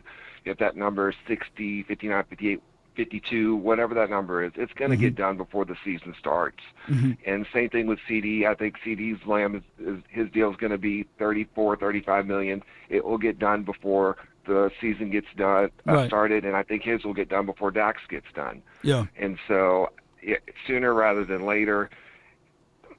The bottom line is with so many of our homegrown talents doing so well that need to get paid, this year and next year, most of that money is going to be tied up into getting those extensions done. You're carrying over most of that money so that they'll have more to play with next year to make sure that they have enough to get Parsons done as well. But that being said, there's still going to be enough there to, like we talked about last time, go out there and get a defensive tackle that's, of substance. Right. To get a running back of substance if they find that what they have in camp is not good enough. it would have been so easy for them to flip all those switches before the free agent thing started, just so that they could say, look, we have, $70 million to play with here, guys. Yeah. But they didn't want to. Yeah. It was intentional. And that's where us as fans, we have a hard time wrapping our head around it. Right. But they see it as, okay, if I move it now, then we have to talk about it. And then they're going to get angry because we didn't spend it. But after all the players are gone, now they can say, look, we got Dak done, we got CeeDee done. Now we have enough money to get Micah done. Yeah. And we can go out and trade for a DT or, trade for a running back and carry over $40 million in the next year. I think that's where their head is at. They're not going to spend any money next year either. It's 1 year rentals and trying to move that money to the following. Where then I think they will really get aggressive the year after that. Man, 2026 is the year. 2026. Appreciate you, man, and let people know where they can find and follow your channel because we're trying to get you to 1,000 subscribers, man. Yes, sir. Appreciate it, Law. Uh-huh. So my channel is Commish Gaming and Sports Talk on YouTube. The and is an and sign. I do Cowboy content as well as gaming as well. Mix in a little bit of both there, and really appreciate the support. Love the shows. Thank y'all so much, and you rock. Me appreciate you, man. That's my guy, Commish Gaming. I call him the commissioner. I get what all of you guys are saying, right? And I guess you're supposed to forecast for the future, like 2026. There's a parable in the good book, man, and it talks about talents, right? And there were, a guy that decided to bury his, right, and wait for next year to present it and say, hey, I held on to this. And this is what I'm going to bring back to the master. And he's going to think that I did a great job, right? And there were people that had more and more, right? More and more talent. What they did with theirs, and I'm paraphrasing, so charge it to my head, not my heart. They went out to the exchangers, right? They went and turned that talent around and got more and more things back. And they presented that back to the master, right? And what I'm trying to say here is that the guy that did what he did with the lease to bury it and secure it for the future, he got punished because he was wicked. He was thinking that, hey, I'm going to do this for inner works. I'm going to do this for my iniquities, basically. I'm going to be able to showcase to the world that, hey, I'm a good steward of this one little thing, and I'm not going to showcase it. There's people right now that got unbelievable talent, unbelievable skill set that's way better than me on rocking the mic. But they don't let no one see it because they say, you know what, I'm going to wait till next year, man. I'm going to wait till I get my mic. I'm going to wait till I get my nice camera. I'm going to wait till all of the circumstances around me is going to be better. No, start now. You got to operate within the faith, and you got to allow that to move for you. It's impossible to please the Creator without it, right? And what I'm saying is the Cowboys, unfortunately, for sure that every single year, that the salary cap increases. It don't decreases. On top of that, Law, do you have any facts to back that up? Even in a pandemic, the salary cap increased. It didn't decrease. So the Cowboys, by them waiting to say, hey, we got to hold off on signing this guy because we got to sign that guy next season. And we got to sign that guy next season. Everybody else is fighting to the top. Everybody else is trying to go out to get that playmaker and not waiting for 2026. They don't give a dog about 2027. It's about 2024, right? It's about the now. You think Kansas City Chiefs are satisfied for winning back-to-back Super Bowls? No. They're not satisfied. They want another one. You think the Niners are happy that they made it to the Super Bowl and walking around saying, hey, at least we made it to the Super Bowl? No. They've been to the top before. They trying to get back, man. They're willing and dealing. They are looking at it saying that, yeah, Bosa, you may be good. You may be great. We giving you quarterback money, but we're not finna just build our house around that. We finna add more pieces to that equation. We finna. Every team have the ability to add to, but not the Cowboys. And that what makes me angry just a little bit.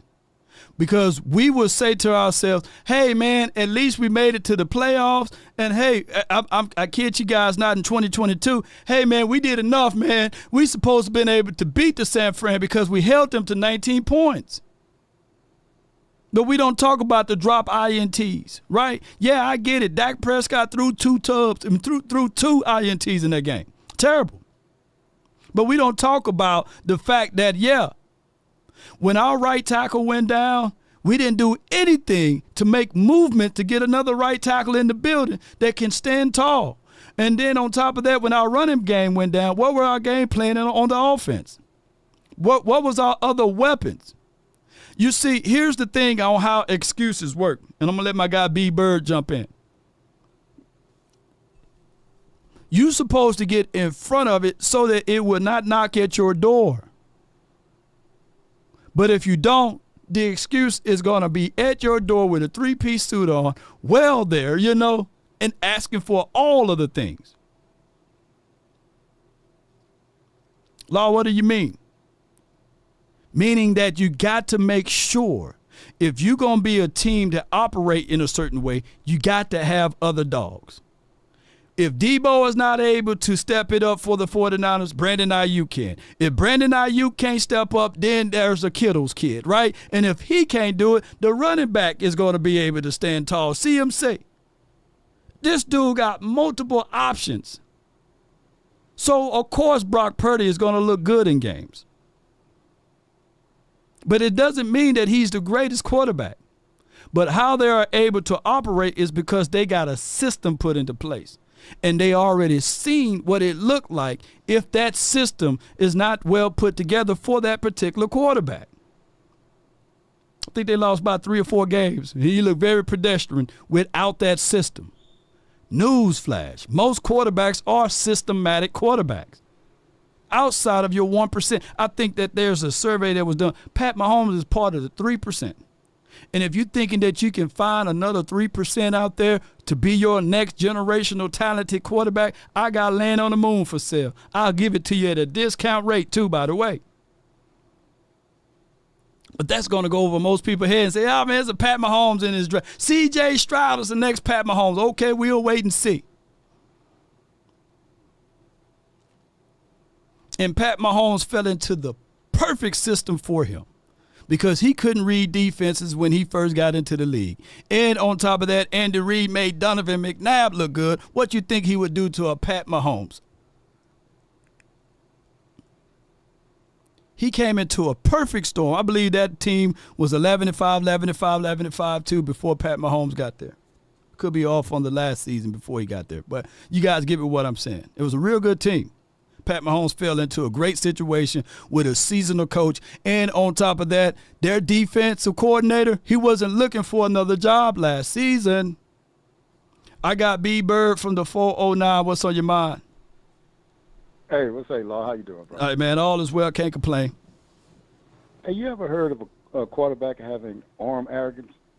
Arm arrogancy? Yeah, where he just think he could fit the ball in anyway. Oh, yeah. I heard of that. Yeah. Brett Favre come to mind, Absolutely. Yeah, Absolutely. Brett Favre come to mind. Child. Yeah.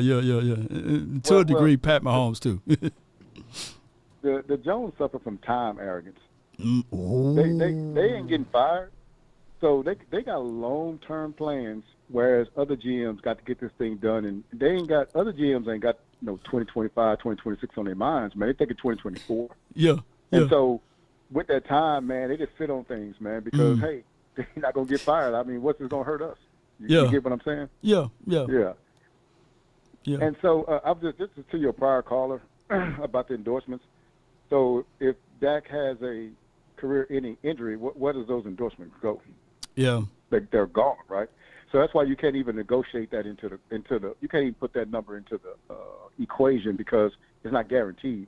Also, like everybody always says, the agents just not going to let that happen. That's a bad look for them, and it's a bad look just overall for the players in the NFL when somebody just takes less. Mm-hmm. And the final thing is if they hadn't signed a day one free agent since Brandon Carr in 2012, well, what they gonna do with the extra money? You know what they're gonna do? They end up being like, what they're gonna do with it? They're gonna be like, what's the name in Dallas? The Mavericks. I'm sorry, the one that they won their first championship. He took less money. And they never got back. They never got back to the championship. All he did is had less money. So nobody really does that. Yep. And just to echo what you're saying, B-Bird, is I think Dak got a yogurt deal because Cam Newton said the wrong thing at a press conference, right? Yeah. He said the wrong thing. He said something wrong about a lady or something, and they're like, due to circumstances, we got to pull you. And think about this, like, it haven't been too long that Dak Prescott had his back against the wall with some type of person putting out cases on him about SA. So there were a few people that say, we're gonna hold off until it dries up a little bit on sponsoring you. So I wouldn't lean on my sponsors, man, to carry me, And that Maverick I was talking about, when Dirk Nowitzki, he's the one that took less money to get people on the team, but they never got the people on the team. Only thing he ended up with was less money. Yeah. But I was gonna ask you a question here, and I think I know the answer to this. But I think in your home, Law, you have some kids. Yeah. But I think they really reflect the raising of you, right? Like the culture you set in the house is what they're gonna be raised. To be honest with you, if you curse a lot, then when your kids grow up, they're probably gonna curse, right? That's just what's gonna happen. And then and vice versa, if you have, you treat people kindly, that's probably what they're gonna do too. Yeah. And so it is what it is. The Joneses create a get the money culture, man. That's what they do, and that's what the players see being done there. And what they do is they come in and just say, man, look, I can make this amount of money because I'm a Cowboy. Mm-hmm. Well, the same amount of money that a guy from Jacksonville or Carolina probably had to go to Super Bowl for to get the same views on the podcast. No, Micah just gets it, right? Yeah. And so what they're saying is, this is a cheat code. I don't even have to get the success. I can still get the money off of it. Yeah. And so Micah's kind of going after that right now. But I think it really is the culture that's set there. It's just, hey, the Joneses are always hawking stuff for money. We get motocrosses and WWE events and boxing. They doing everything they can to generate money. Yeah. So then why shouldn't they, the players, right? But you go to some other teams where football is the culture, then that stuff just ain't gonna really happen, man. They're gonna tread lightly on that, and they're gonna be like, wait a minute, these kind of things probably aren't happening in New England when Bill Belichick is in control, right? Because they know that he ain't gonna really, think too highly of this. We ain't even accomplished anything yet. Now, if you're Kelsey brothers, I don't mind that, man. Y'all won Super Bowls. You know what I'm saying? After you brought home the chip, I really don't you know what I'm saying? I ain't trying to be funny. I don't really care. Because you done what mission complete. I would like another one, but mission complete. We got 6. But until you've done some of those things, man, it puts a bad taste in my mouth about, about, some of the things that's being done. Yeah, I was listening to Boss Cowboy Sports last night, and Amp, I think he called in, and he was talking about, deposits. You got to make deposit before you can make withdrawals. I said, man, that's a real good analogy, man. I need to reach out to Amp, and Parsons to a degree, he's we know that he's valuable, right? We can see that, but he's not making the necessary deposits in certain areas to walk a certain way. And it's going to come. He don't have to rush it, right? We can see the talent is there. If he can just hold off just a little bit, then he can make all of the deposits. He can make he can make all of the withdrawals he want, right? We don't care, man. Yeah. And so I guess in our minds, man, you old school, I am too. Hey, man, look, work hard. Go out there, be a good teammate, make your team better, and then win this chip, and then everything gonna come to you. Everything. But sometimes they don't really trust that, right? Like they say, I can get it now. Yeah. So now that they get it now, but one of the things too, man, is everybody else on the NFL teams have favorite NBA teams that are not associated with the city. Yeah. They're just smart enough not to get up in pictures with them and all that kind of other stuff. Like, just to be honest with you, they probably got a lot of basketball players that are Cowboy fans. Yeah. In Philadelphia and other places. They just don't get in front of people and say those things they know is not going to be received well in the city that they play in. Yeah, man. Oh, you hit a nugget right there, man. Appreciate you. Go ahead. Yeah, and one thing too, man. I look at Parsons and I was trying to think of who he remind me of. Kind of he cheesing up on people on the sidelines and stuff like that at basketball games. Mm-hmm. And it kind of reminded me of when I used to see they used to have Drake on there because he's a fan of everybody and got everybody's jersey on and all that kind of stuff. Yeah. And I was like, man, that dude out there looking like Drake, man, right behind these. Oh my God. And my one last thing would be this, man. You know, early his first year, I was like, man, yeah, that guy there, if he keep doing this, he's gonna have the ascension of an LT. But I stopped saying that after year one because he don't have the killer instinct that LT has. Mm-hmm. He don't have the focus that LT had, man. Because like I would say these are things I would say LT would never. He would never be jersey swapping after getting beat by 40 points. LT would never be helping up a wide receiver for Philadelphia Eagles. You know what I'm saying? He would never do those things, man, because of the what it sends to your own team, the message is sending to your own team, man. Yeah. And so if you're going to be a team leader, man, you got to watch the messages that you send into your own team. Like, okay, this cool. It's about the money. We're all just in this thing together. We're all just one. You know, man, we trying to beat them dudes, man. Yeah. A dude got a F Cowboy shirt on. Come on, man, that's disrespectful. And you up there cheesing with these guys after the game. See, LT just wouldn't do that, man. And we need, you know, I think our line has been tamed, man. That's just what it is. I think he came out with this different mentality. I think he's gotten here, man, and seen the things that he can get just by doing what he's doing. And I think he's just kind of living it up right now, living a life right now, man, and not really concerned about being the greatest ever. Yeah. And that's it for me, man. I appreciate you, Law. Appreciate you, B-Bird, and good conversation, man. This all started, man. If a lot of people, and I'm old enough to remember this, and I this is way before I wish I had YouTube at the time. I have 3-4 million subscribers. I remember how people gave Tony Romo such a difficult time.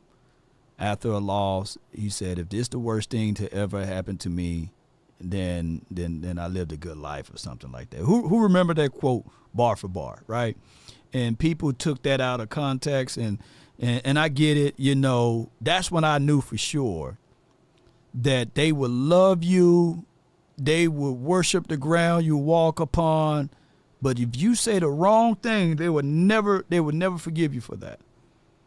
And they never forgave Romo for saying that, you know.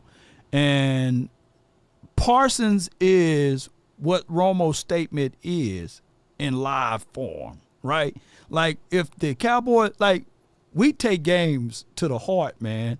When we lose, when Cowboy fans lose, man, or when our team lose, it feels as if though it's the end of the world. Because I've seen with my natural eyes Saints fans or Atlanta Falcons fans or even the Steelers to a degree, when they lose, they still come over to troll us, you know. That team didn't even win that weekend, but they still trolling us. Even Eastside Harold to a degree. His team was getting dog walked one time, and he would still be over here in the chat talking about us. You know what I'm saying? Like, hey, dog, did your team even win? You know? But it's just how it is, man. Like, when we lose, the whole world stops, man. The food tastes terrible. The water is nasty, man. And then we get talked about. And we don't have no way of defending that because it's 3-ladder, 4-ladder network. Have y'all looked up how many views Stephen A. Smith get and Colin Cowherd and all of those boys get? So that's millions upon millions teasing us, man. We get bullied everywhere we go. And there's only a few of us that stand ground firmly, right, and would defend and represent the Star correctly, even in the midst of us losing, right? That's not going to fold up like wallets nor lawn chairs, right? And we would stand tall going, fighting for them, and then the whole time that they are got the mass of the ability to influence a people, right? For us to agree collectively on what they said, right? When Skip Bayless balled up Ezekiel Elliott jersey and threw it in the trash, I look at it like, man, he should never be able to say that he's a Cowboys fan. How are you going to take what is sacred and royal and all of that good stuff with the silver and blue with the star on the side to ball that up and throw it in the trash can? How are you going to do that? Because of what his performance is. And for him to do the quarterback like that, and for him to do it for clicks or views or what have you, and millions upon millions of views, what will happen is that the mind is such a fragile thing that people will begin to partake on his ideal and do the same. That's how influences are, right? And they would take their jerseys off and throw it in the trash. They will start, because I hear so many people on this channel regurgitate the same thing what the 3-letter and the 4-letter network says, right? And they take them as if though that they are saying is facts, right? So many of y'all come over here with the Shay Sharp sayings. Oh, man, with empty calorie stats. So many of y'all, that was created to hate upon the Cowboys, right? When it matters the most. You know, all of those things, Dink and Dak, you know, all of those things were designed to tear upon the very much so thing that you're supposed to support, that you're supposed to have their backs. So we don't have that kind of caliber of player here that will stand tall to the media, right? That will stand tall against the ops, right? We got all of this docile stuff that come around, and when we finally got a generational talented player like a Parsons, he's, well, the mindset of the new world. Of being friendly, of helping someone up after he knock him down, right? To do the jersey swaps, right? So we don't even have it here in our own house. We don't have that mean pit bull, that mean dog that say, hey, it's good and all, but don't go over there. Don't pet him. Hey, that thing got teeth over there. Don't be nice to him. No. You got to keep that one. Beware of dog. We don't have that here. Because everybody is the friendly lion. Everybody is the friendly dog. Cute and cuddly. Oh, it's so cute. What is that? You got a Shih Tzu? Oh, my, what's his name? You know. No, this is a Yorkie. Oh, it's so cute. Oh, it's a Pomeranian. Oh, it's so nice. No, we need us a mean dog, man.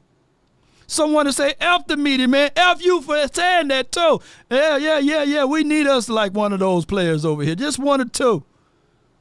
Yeah. We're going to destroy the Browns, man. F what y'all talking about. We need somebody like that, man. We did when we had guns a-blazing. They made it a whole nother conversation. You know, but we always got, look, every game that we got, we better be worried about the Browns, man. Oh, man, they going to get down on us, man. Oh, man, we don't never stand tall and say, man, the Browns better be worried about us. Hey, man, did you see week 3? Oh, we got to play against the Ravens. Oh, no, that's a physical team. We cowards over here, man. We supposed to say the Ravens better worry about us. Shoot.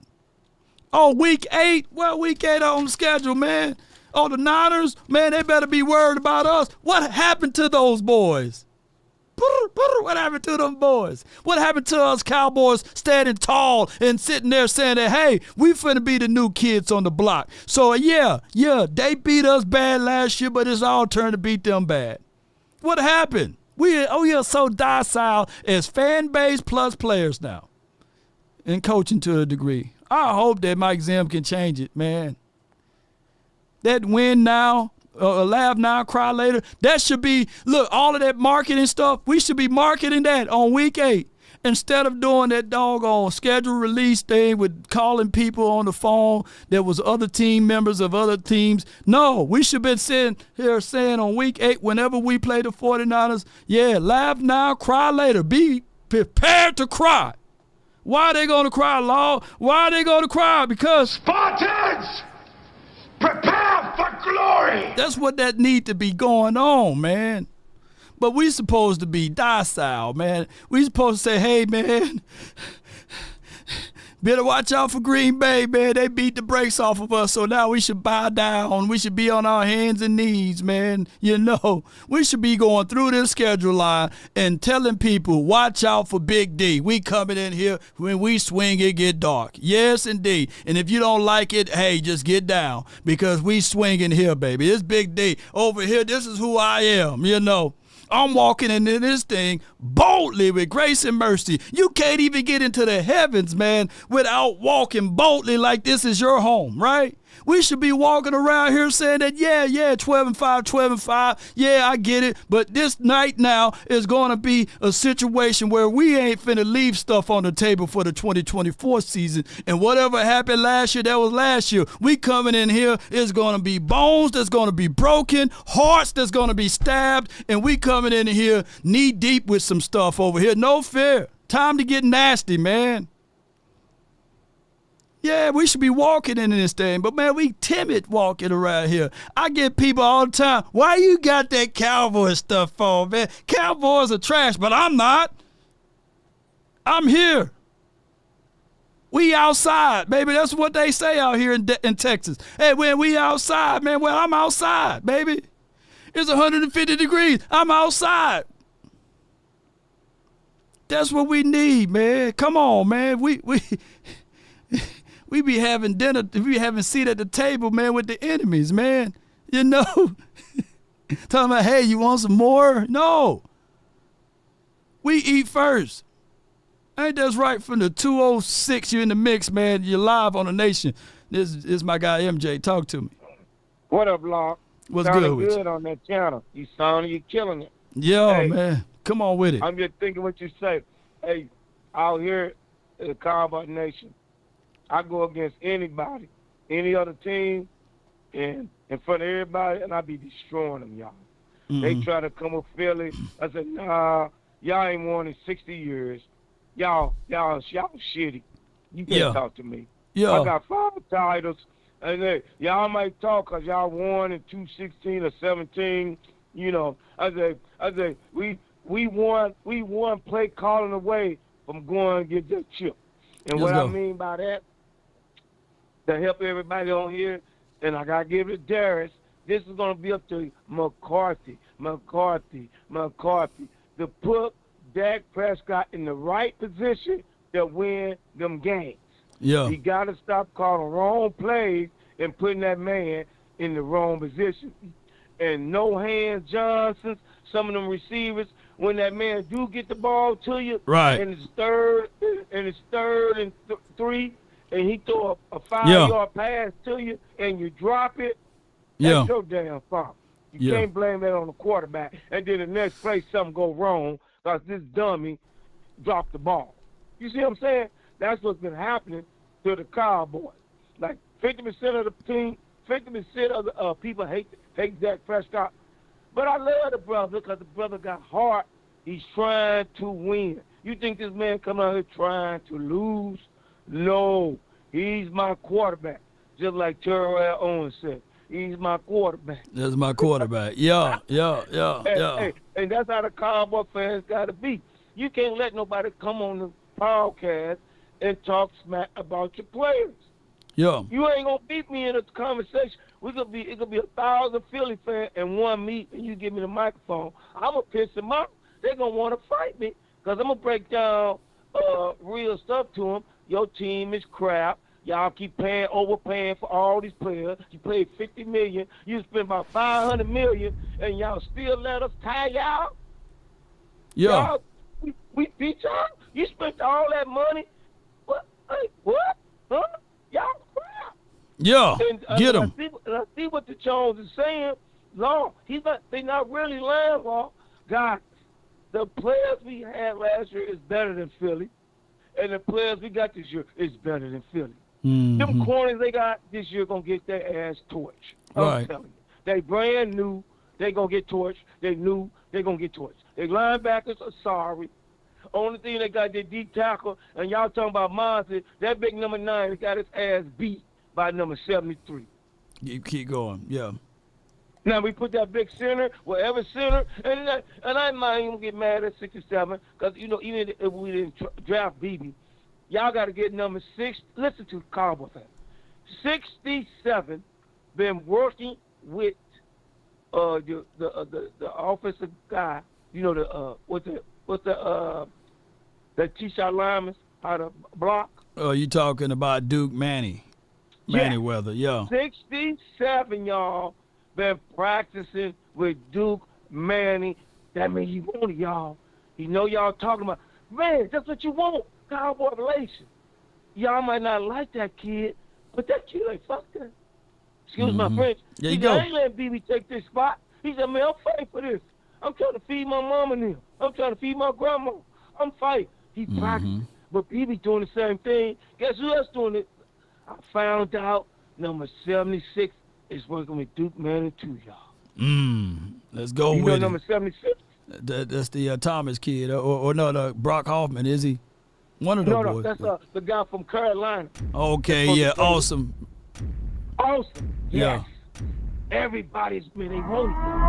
That's all you No gotta doubt, like. man. MJ, appreciate you for calling in, fam. Yeah. So one more shout out to Law Nation for his show. Everybody hit them like. And Cowboy fans, stay focused. Forget them other teams. Let's get this chip. Let's get it, man. Let's get it, man. That's my guy, MJ, man. Look, and I get it, man. My guy, Reginald said, yeah, man, I think he said, yeah. He said, Law, the only thing about what you are saying is keep repeating the same outcome. Fans are just tired of being stuck in gear. Yeah. And this is my only rebuttal, and I'm not beating you up, but there should be, and of course, this is an old chart line because you can just add another year to it.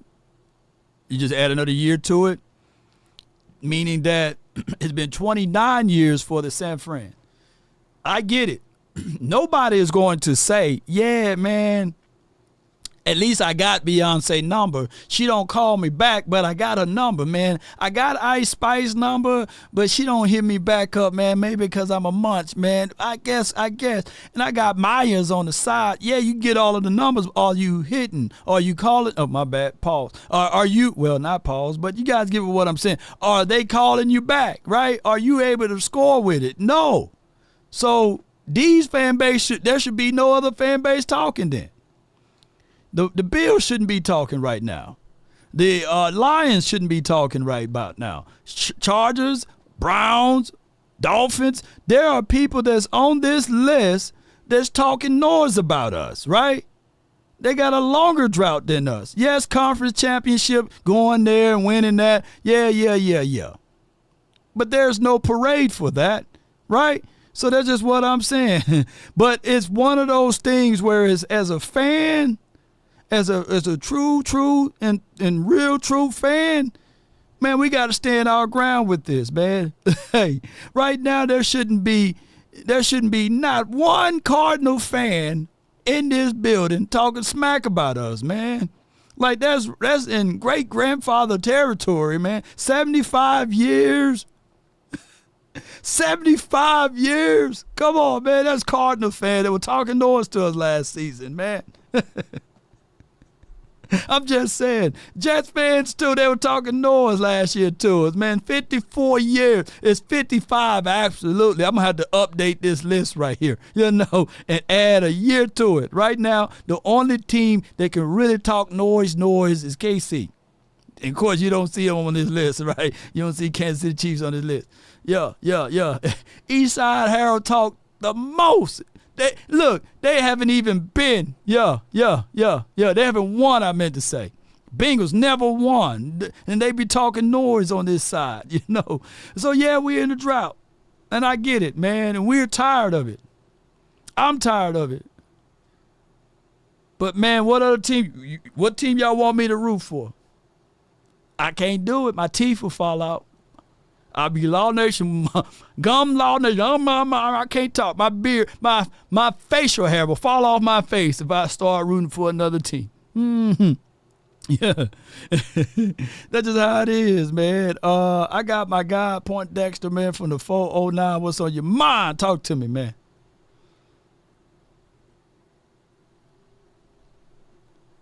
Point. Yeah. D Shift from the fold now. What about you? You're live. Talk to me.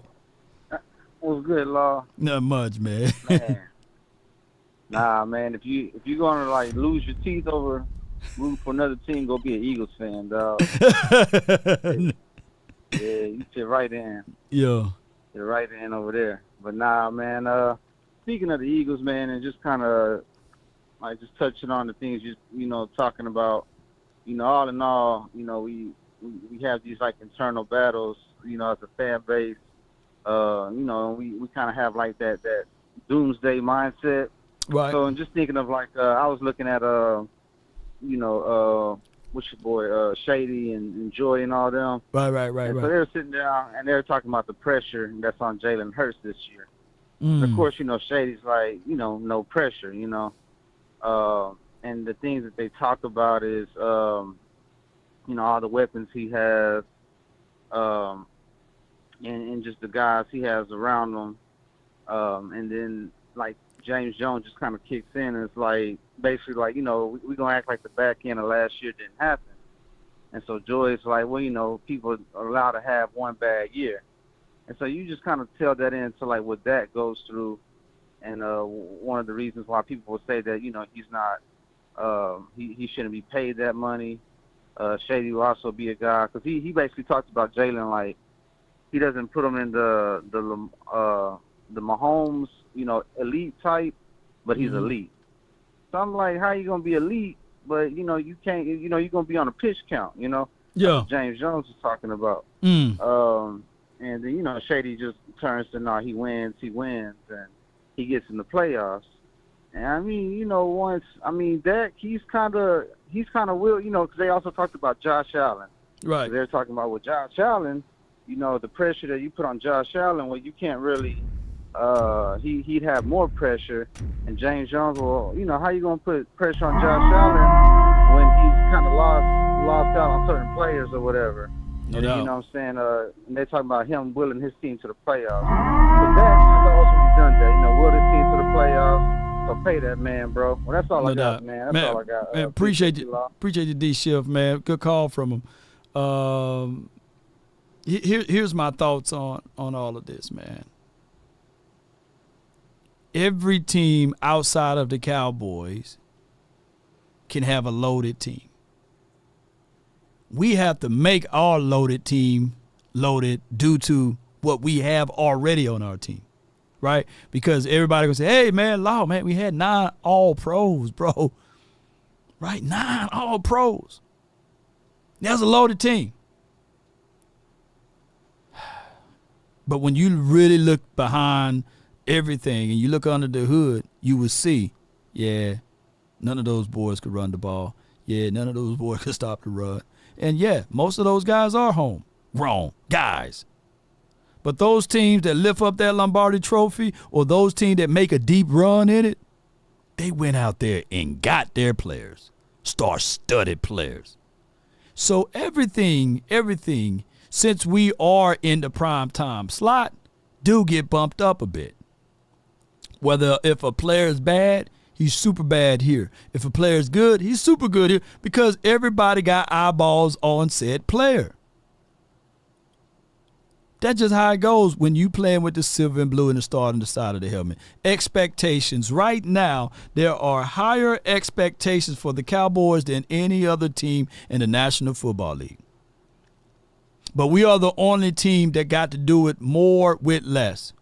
Everybody else, hey, we seen with the MVP Ravens quarterback, Lamar Jackson, what did they say? Hey, he need better run game. Boy, sugar, they was running last year at will. And what did they do this offseason? Oh, they went and got better at that department. I thought the MVP don't need all of that. They went and got acquisitions on their defense to get better. Not for worse. They didn't say, hey, man, let's see what Lamar would look like without run game, man. Let's see what Lamar would look like with lesser wide receivers, man. Well, let's see what Lamar Jackson would look like without that defense. No.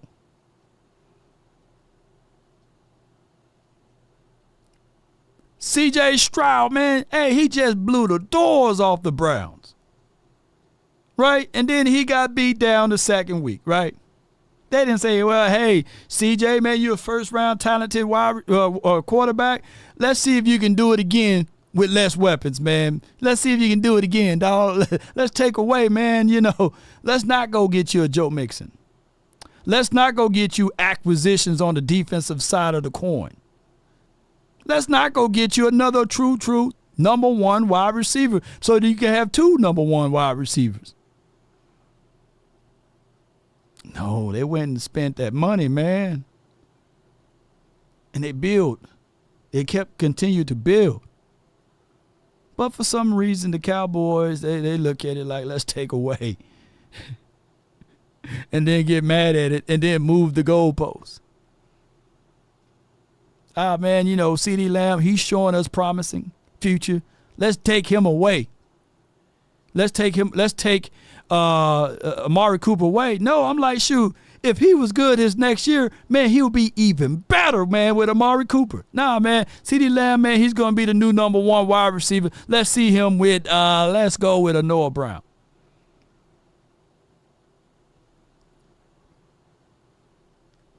I can't make this stuff up, ladies and gentlemen. Oh, man, we good. We don't need to look at another running back. We saw what Tony Pollard was able to do before the injury, but he's going to come back, man, and he's going to be the same guy even if we surgically repaired his ankle together. And we are not and for us to hedge our bet, we'll go draft a running back in the 6th round. His name Tiny Deuce Vaughn. 5'3.5" or 5'4", however tall he is. We're going to match that up, and we going to the Super Bowl.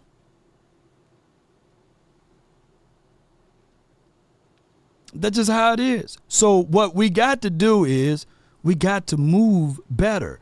I got my guy from the 603. You're live on the Nation. Talk to me, man. What's going on, Law? What's going on, man? I listened to Dak Attack, and I listened to Boss yesterday. Oh, yeah. And to give my assessment, man, I think Micah is subtly trying to get out of Dallas. I mean, just from how he's moving, some of the things that you keep hearing coming out in the media, and it's a subtle, quietly, I want to get out of Dallas, and he's doing it. And I don't know. I think the biggest mistake the Cowboys did was got rid of George Edwards as the linebacker coach. I think that's one of the biggest mistakes because George Edwards kind of had his thumb on Micah. He kind of had his thumb. And another issue with the Cowboys, I was sitting here thinking about it. When Parcells was running the team, one of his parameters when he was drafting players was he wanted people or players that had been captains of the football team. He wanted captains, leadership. And there is no vocal leadership on the defense. None. And don't say D-Law is the vote. No, not I'm tired or we tired, boss, or hot boys. No, he's not a leader. The Cowboys haven't had a true leader on the defense. Oh man, I have to say DeMarcus Ware was a quiet leader, and maybe Jay Ratliff. But if we could just find a player like somebody that had a Charles Haley mentality, vocal Charles Haley mentality, but not. He doesn't even have to be as good as Charles Haley, but a player that on the defense that has a Charles Haley mentality. I think that would do wonders on the defense. It really would for our defense. And so I really think that we're fighting against ourselves because of Stephen Jones. Stephen Jones has us tied, has the team tied up, and you're not going to be able to do anything or make any moves that are going to be productive to get us over the hump until Stephen Jones gets out of the way. Gets out of the way. And the thing about it, I think his reputation is so bad around the league that agents don't even want to deal with him. That's a problem. No doubt. That is a problem. No doubt, you Roy. got agents that don't Roy, I'm going to say this, though. I don't know what's in the mind of Parsons, right? I know that he loves the game in general, right? He loves this game. And right now he's in that shadowy place of do I get the money or do I don't get the money, I'm going to lean on getting the money because, football is not promised for me forever, right?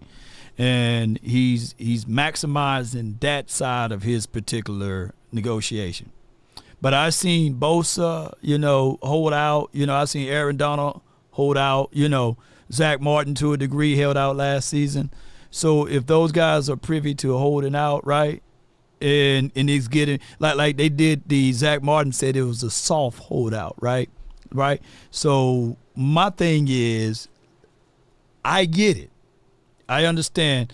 And if he's leveraging himself out of it, I don't think for what Parsons do as a player / individual marketing guy, I don't think he would have this fame if it wasn't for the Cowboys, though.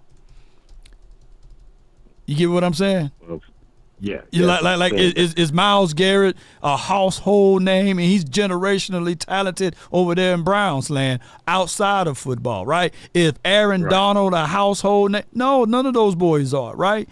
And to a degree, we've seen other guys like, for example, let me just use the Neil Hunter. This dude had 17, 18 sacks last season.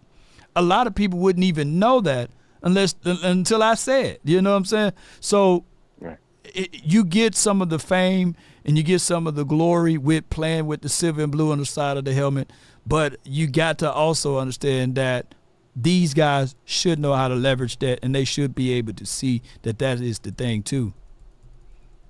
Well, Law, maybe these young boys that they just drafted, Nealon and maybe Junior for Fioko, Nealon, and Luafau. Maybe there's some dogs in within them, man. It just say, hey, look, man, we're going to be vocal. We're going to carry this team because Micah, I think it would have been best, man, if we had a defensive leader on the team from the beginning when he was drafted. Somebody that was already on the team that was very vocal. Diggs is there's a difference in your level of vocality. Right. Whether there's people that are very quiet and they're vocal and they're leaders. Like Gilly. Gilly is a leader, but he's quiet. And I think Diggs is kind of the same way. Let me just say this. Let me say this before I let you go, though, bro. Name me a ferocious dog. Just name me a breed like German Shepherd, Pit Bull, Rottweiler. Yeah. All of those dogs. Cane Corso, Presa Canarian. Right. Those dogs by nature are vicious and ferocious dogs. But in order to be able to get the max usage of their aggressions, they have dog trainers. Not everybody can be a dog trainer, right? And if not, you're going to have that dog with those capabilities, but they would never have that ultimate success of being the type of dog that you want if they don't have the trainer. I think that when you think of it, you said a major word with George Edwards. Hear me out. Scott McCurley, shout out to him, but he would never be able to tame a lion. He would never be able to tame that particular dog that we had here. So that damn dog last year, he ran around with off his leash and everything, running all in the neighbor's yard, taking a dump there, and somebody said, hey, come pick this up, and all in the other neighbor's yard. And that's what Parsons was doing last season. Even though the skill sets was there, this dog and other dogs that's on his team was roaming free. I think that with Mike Zim, he's a trainer's trainer, right? He will be able to get Paul Gunter. He will be able to get Greg Ellis. He will be able to bring forth Coach Jeff Z. He got all of these boys that know how to handle some of these wild dogs that have been running around. And that's my only battle cry to your statement there. Yeah. Appreciate you, bro. I agree with that. Yeah, man. All right, man. Appreciate you, man. Yes, indeed. That's my guy, Roy.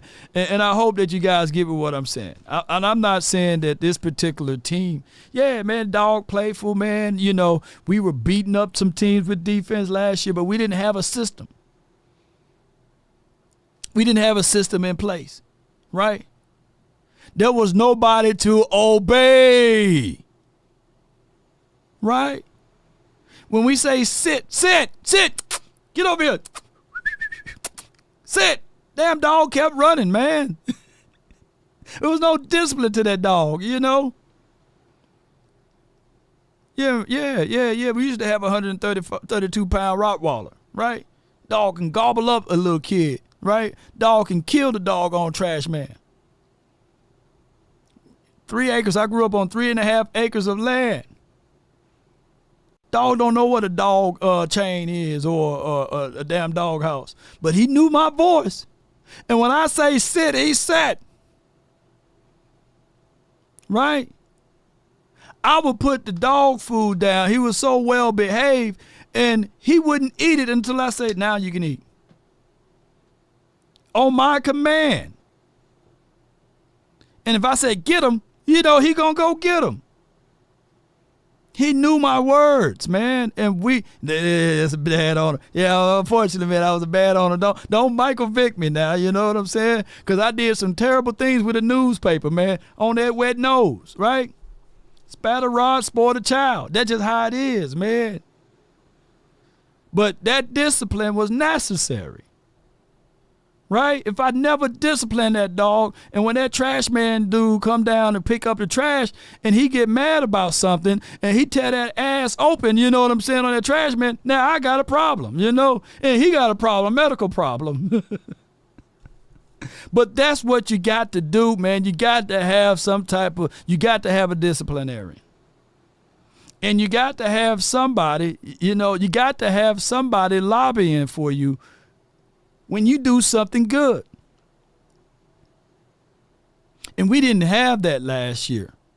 So yes, when it was holding calls getting not called on Parsons, what the hell Dan Quinn gonna do way up on top of the roof? You know, he can't yell at that official. This is a game of inches, baby. Yeah, this is a game of inches.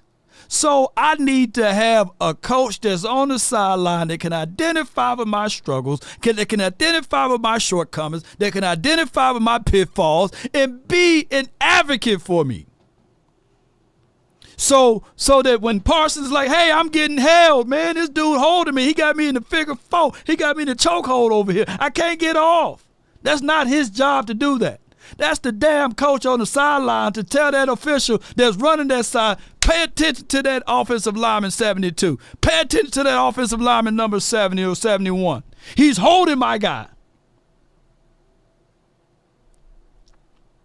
Get it right, official. Need to be coming from someone else's mouth, right? And need to be when he's out there on these damn podcasts or he's talking on these airways. Look, you don't need to do the talking. Let law talk for you, man. Let Vach, let Sky, let somebody in these communities talk for you. Tell it to Michael Gelkin. Let him write an article on it, right? You don't need to say SHIT about it. You just got to play the game. It's been like that for years. And yes, it will get down to somebody. We do about 3 to 5 million views a month. It'll get to somebody. Give us the voice. Don't you be the voice. You don't need to be the voice because these guys will hold that against you. If you think I'm lying, how many calls did he get in that playoff game? Probably one, right? Held majority of the time. If you had the coach on the sideline and say, hey, the coach can be talking that yapping stuff. Hey, man, you better than this, man. Call that call next time, man. Hey, look at his hands. It's to the outside of the shoulder pad. Get it right, official. And then you can be on the sly. You can call him up on the fly, on the sideline versus, hey, pick up the phone. This is what I'm seeing.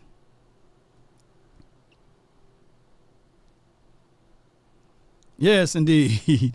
Common Sense Lab said, I got 4 Rottweilers that's trained that way. Yeah. Common sense be like this. Them dogs go get to eating, don't they? And then you live off of the I wish creed, you know. I be watching some of those Lifetime movies, and I said, man, all they needed was a few dogs in their backyard. This show would have been ended in 4 or 5 minutes. This show would have been over with. Yeah, somebody breaking into the backyard, shoot. In Texas, all you got to have is somewhere posted beware of dogs, just for legal purposes, you know. The sign was there. They broke into our backyard. Yep. And that dog had him a nice time with him. Yeah. He won't break into nobody else's yard, officer. Yeah. May God rest his soul, you know. Yeah. That man would never walk again. Yeah. People don't come that way. Beware a dog, you know. I got from the 727. You're live on the Nation. Talk to us, man. Hey, what's up there, Law? This is Mr. Amos here. Mr. Amos, talk been? to me, man. I'm doing great, man. You going to close it out today. You the last caller. Talk to me. Yeah. I tell you, if ain't nobody else on that team is serious, there's one damn man that is really damn serious, and that's Mike Zimmer. I don't think he got. I told Sky this. I don't think he got hired there for nothing. I think he got everybody there scared, even old fat boy Mike. Because when you yell and scream of players, you don't just yell and scream at your players. Right. You just don't yell and scream at your side. You yell and scream at everybody. Yeah. And when your fellow coaches are messing up, you give them the damn side eye also too, because all that stuff spread out. Yeah. Your boy better tighten up, because I don't think the Joneses never, ever hired a one-year coach. Never hired a one-year coordinator. Yeah. The only reason why he's probably there right now under that 1 year, they just say, all right, we're going to see what we're going to do with Mike. Maybe we can bump him up here, but you stay around here, Zim. You know, we like it. We got things going. And then especially if we handle that Shanahan tree, yeah, and they progress into the playoffs, ooh, Zim going to get all the glory. We got two good coaches, and that's my opinion. That can coordinate, got tricks up the sleeve, got can go into a bag, and can do some things. When you're coaching, it's just like a master chef thing. Yeah. You just get all the ingredients together, whatever they got there, and you can make a meal out of that. We had people like Garrett had all the gourmet stuff there and still came up with garbage. You had your boy there last year, Quinn. He come halfway in it, but it just wasn't seasoned just right. It was just something missing. It looked pretty, but it was just something missing. Them, he don't care. He gonna get all that stuff together, and we're gonna make a beautiful meal together. Don't worry, Cowboy fans. Don't worry about what the Eagles doing. They load up with the same crap every year and crap out the same way. Yeah, no doubt. That's all I got to say. How about them Cowboys, and go Cowboys? Let's go. That's Mr. Amos right there, man. You know, yes, indeed, man. Great call. And he's right, man. Goodbye. Put that fancy stuff away, man. You know, put that fancy stuff away. Have you ever went to those fancy places, man? And this is caviar. Oh, yes, and this is, you know, red snapper that was caught this morning. Nah, man, give me the catfish, man. And, hey, where the mac and cheese at, man, with the extra cheese and everything? Man, sometimes you got to go places that you know that's fancy and eat before you get there and drink before you get there and probably eat after you leave there, you know, because all of the food tastes like that styrofoam stuff they used to pass out in church, you know. So, nah, man, sometimes you got to do that. And this team right here, don't be giving me all of the fancy silverware and the big plates with the small amount of food. I'm a little dude, but I eat big, man. Give me the collards, man. Give me the greens, man. Give me the cornbread fried hard, you know. Yeah. Burn mine just a little bit. I like the crust. You know, come on, man. Yeah, who gonna eat ribs, man, with a fork if you don't use your hands? Come on, man. But hey, man, the meat falling off the bone. Bull sugar, man. Give me those doggone, come on, man. Baked beans, man. Yeah, give me all of that stuff. Yeah. Come on, man. The Cowboys been too nice lately. Too nice. I'm talking about I want some food, some chicken, and all of that stuff that's so good, even if it hit the floor. I don't care how dirty the floor is, man. 3-second rule, man. Come on with it. Yes, sir. You know, sometimes you can be so privileged to a degree. Man, let's throw that food away. That's good food. Give that to the dog or something, man. Oh, my dogs don't eat table food. Man, bullshit, give that dog a piece of chicken, man. It give him worms, man. The dog gonna die then, you know. Give him that table food, dog. That dog lived 15, 20 years almost. Dog having high cholesterol and everything you eat too, you know. That dog, man, what happened to that dog, man? That dog got dog diabetes, man. That dog be living a long time, don't they? You know, with them dogs, oh, hey, my dogs only eat kibbles and bit. Can you imagine being that dog life, you know? They don't eat none of that good quality meat that you be eating. Come on, man. Y'all know I'm telling the truth. That dog be watching you the whole time you grubbing.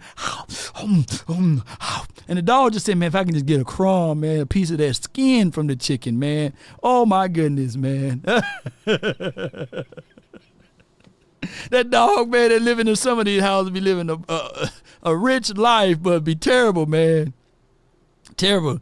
Yeah, be eating that unseasoned chicken, that unseasoned meatloaf. Dog be like, oh, man, I can't wait till I go over Law Crib, man. I can't wait till I go over somebody else's house, man, to just get a piece of that good food, man, that's falling from his table, man. And he slide me a little piece, man. Hey, man, he gave me his whole red beans and rice plate. Yeah. I'm just messing with y'all, man. Boy, we had a great show today. I thank all of you all that tuned in. I know we went overtime. It felt like I've been live for about 4 hours. Y'all let me know how long I've been live. I hope all is well. It is pitch dark out here in Texas during the daytime, man. It's crazy weather out here, man. Damn! No doubt, man. But I'm going to read through what they did at OTAs. I get it. Parsons, he showed up, but he didn't participate. We all know, man. This is a new age. It's all about it's about attention, and it's also about making sure you count your chickens. You know, make sure you count your chickens. That's what Marshawn Lynch said. Make sure you count your chickens. What was the exact quote? Y'all can put that down in the chat. But just be prepared, man. Be prepared to hear that there's going to be great what we want to say? Controversy, you know. Yeah, it's going to be great back and forth with a lot of stuff, y'all. And that sells, man, you know. And the Cowboys, I just want you guys to just be behind this team, man. Be real, of course, you know. But don't be that team of fans that say, hey, man, we going to lose. No. Get into the fight, man. At least throw a few punches, man. And then when you getting your ass whooped, then throw the towel in from there, you know. Throw the towel in, be the dude. Like, throw the towel in. What's the name of that movie, y'all? Yeah. But don't say, man, you're going to lose before you even get into the ring. I don't like them, you know. Yeah, I don't like them, you know. Protect your chickens, right? Yeah, that's what he said, Iceberg. Yeah. Chickens mean money. 2 hours and 24 minutes and 40 seconds. Shout out to you, DC, for life. Yeah. So take care of your chickens, man, and count your bread, man, or whatever slogan or whatever word play that he used. Take care of that. And that's what I'm all for all of these players to get their bags. But we're going to talk about the process of it, too. And who, you know, anything can happen in practice, right? And these boys, if you think long, you think wrong. And at some point, all of you guys, Rocky IV, appreciate you, you know, thank you. All of you guys would love to get paid early. Or when it's time for your payment to come through, regardless of whether you worked and you get paid $8.50 an hour, or you get paid $18 an hour, or you get paid $38 an hour, or $88 an hour. All of you guys want to get paid on time. I know that's how it was with me when I started off, when I got paid minimum wages and stuff, you know. I was like, where that check at? Yeah. I was satisfied. Even though I wanted more, right? So that's how I know in the hearts of hearts, y'all all the same way. Whether you make big money or little money, you want to get paid on time. You don't want to see, and here's the truth though. Here's the truth though. As long as it's within range, you okay. Shoot. As long as somebody, if you getting paid $30 an hour and then somebody come behind you and get paid $35, you okay a little bit, you know. But you just make sure all of yours is there, you know. That's what I believe is what's going on with CeeDee, man. You know, look, man, just don't be disrespectful to me. Don't give me 18. Don't give me 18, dog. But it's going to start off with 30 32 to 35. You know, come on, man. Don't do me wrong, man. Yeah, as long as it's within range. That's what I believe is what's going on, ladies and gentlemen. And everything else will work its way out, you know. But you got to at least offer it. What they don't like is, hey, man, we're going to give you about 30. Yeah, we're going to do an increase of 30. And then they wait a whole another year. You said you were going to give me 30. That was last year, man. It's 40 now. And everybody else, you still getting 18, but everybody else getting 20, 25, 26. And you're like, shoot, man, you promised me 30, and everybody else at least getting 22, 25. And you telling me to wait a whole nother year? Man, nah, dog, that's bullsugar, man. That's what's going on with these guys with contracting. Right? People fail to realize that.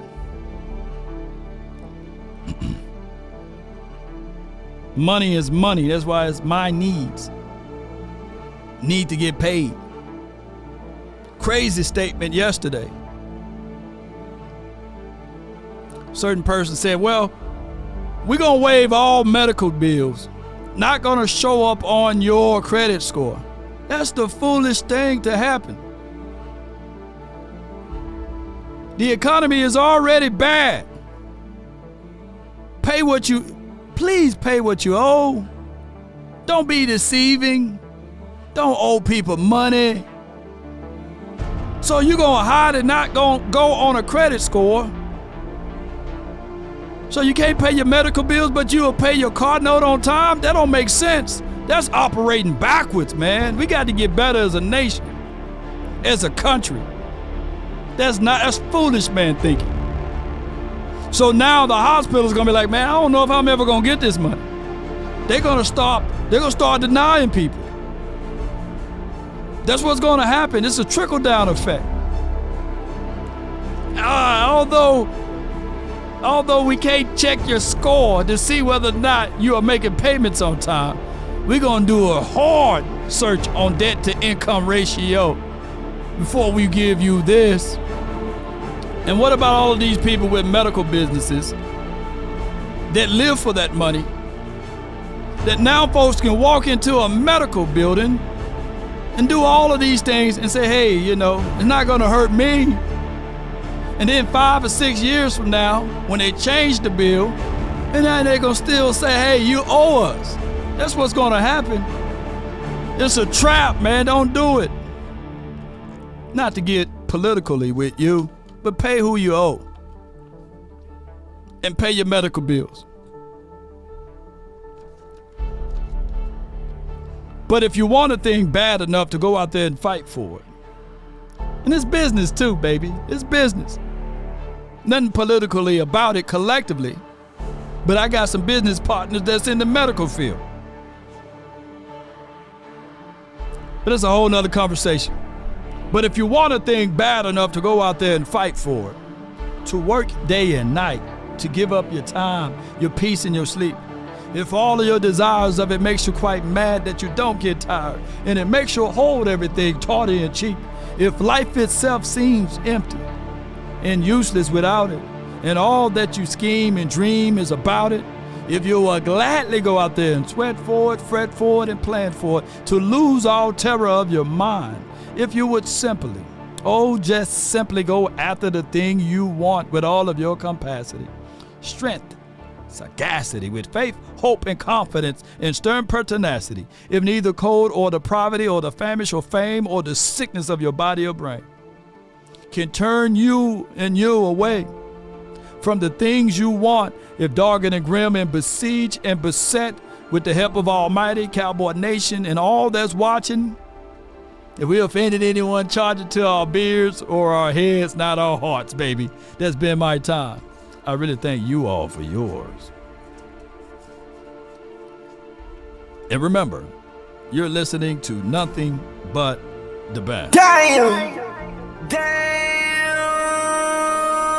Let's get it, baby. Whoa! That was it. Whoa! Give me my theme music. baby. And appreciate all of those people, man, that supported this. Roll those credits. Let's get it, baby. I just wanna run it up. Can we check or something? I be really in the field, let up, yeah. Yeah, Malik Davis still on the team. Appreciate you.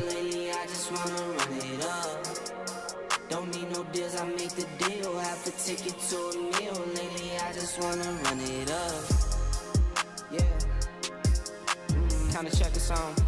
Lately, I just wanna run it up.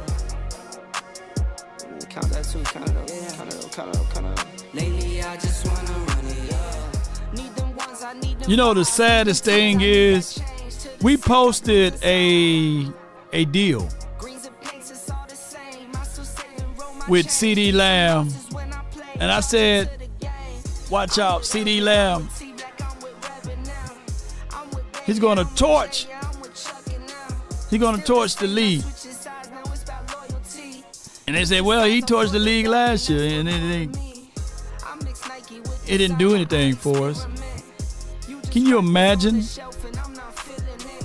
how many years did my guy Randy Moss torch the league? There was nobody saying, hey man, Randy Moss, man, he didn't get nothing behind it. Because how many rings do Randy Moss have? Huh? Come on, y'all. All I'm saying is support your guy, especially when it's not like CeeDee Lamb is Noah Brown. Come on, man. Lately, I just wanna run it up. Yeah, I just be off the dome. I never own no car. I don't think Randy Moss got him a ring, Sean D. Look it up. Randy Moss got 0 rings.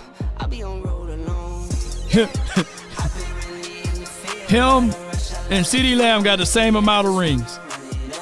Come on. Don't need no deals, I make the deal. I have to take it to a meal. Lately, I just wanna run it up. Yeah. Kinda check a song. Lately, I just wanna run it up.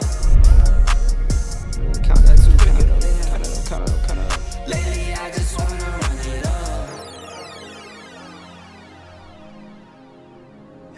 Lately, I just wanna run it up. Lately, I just wanna run it up.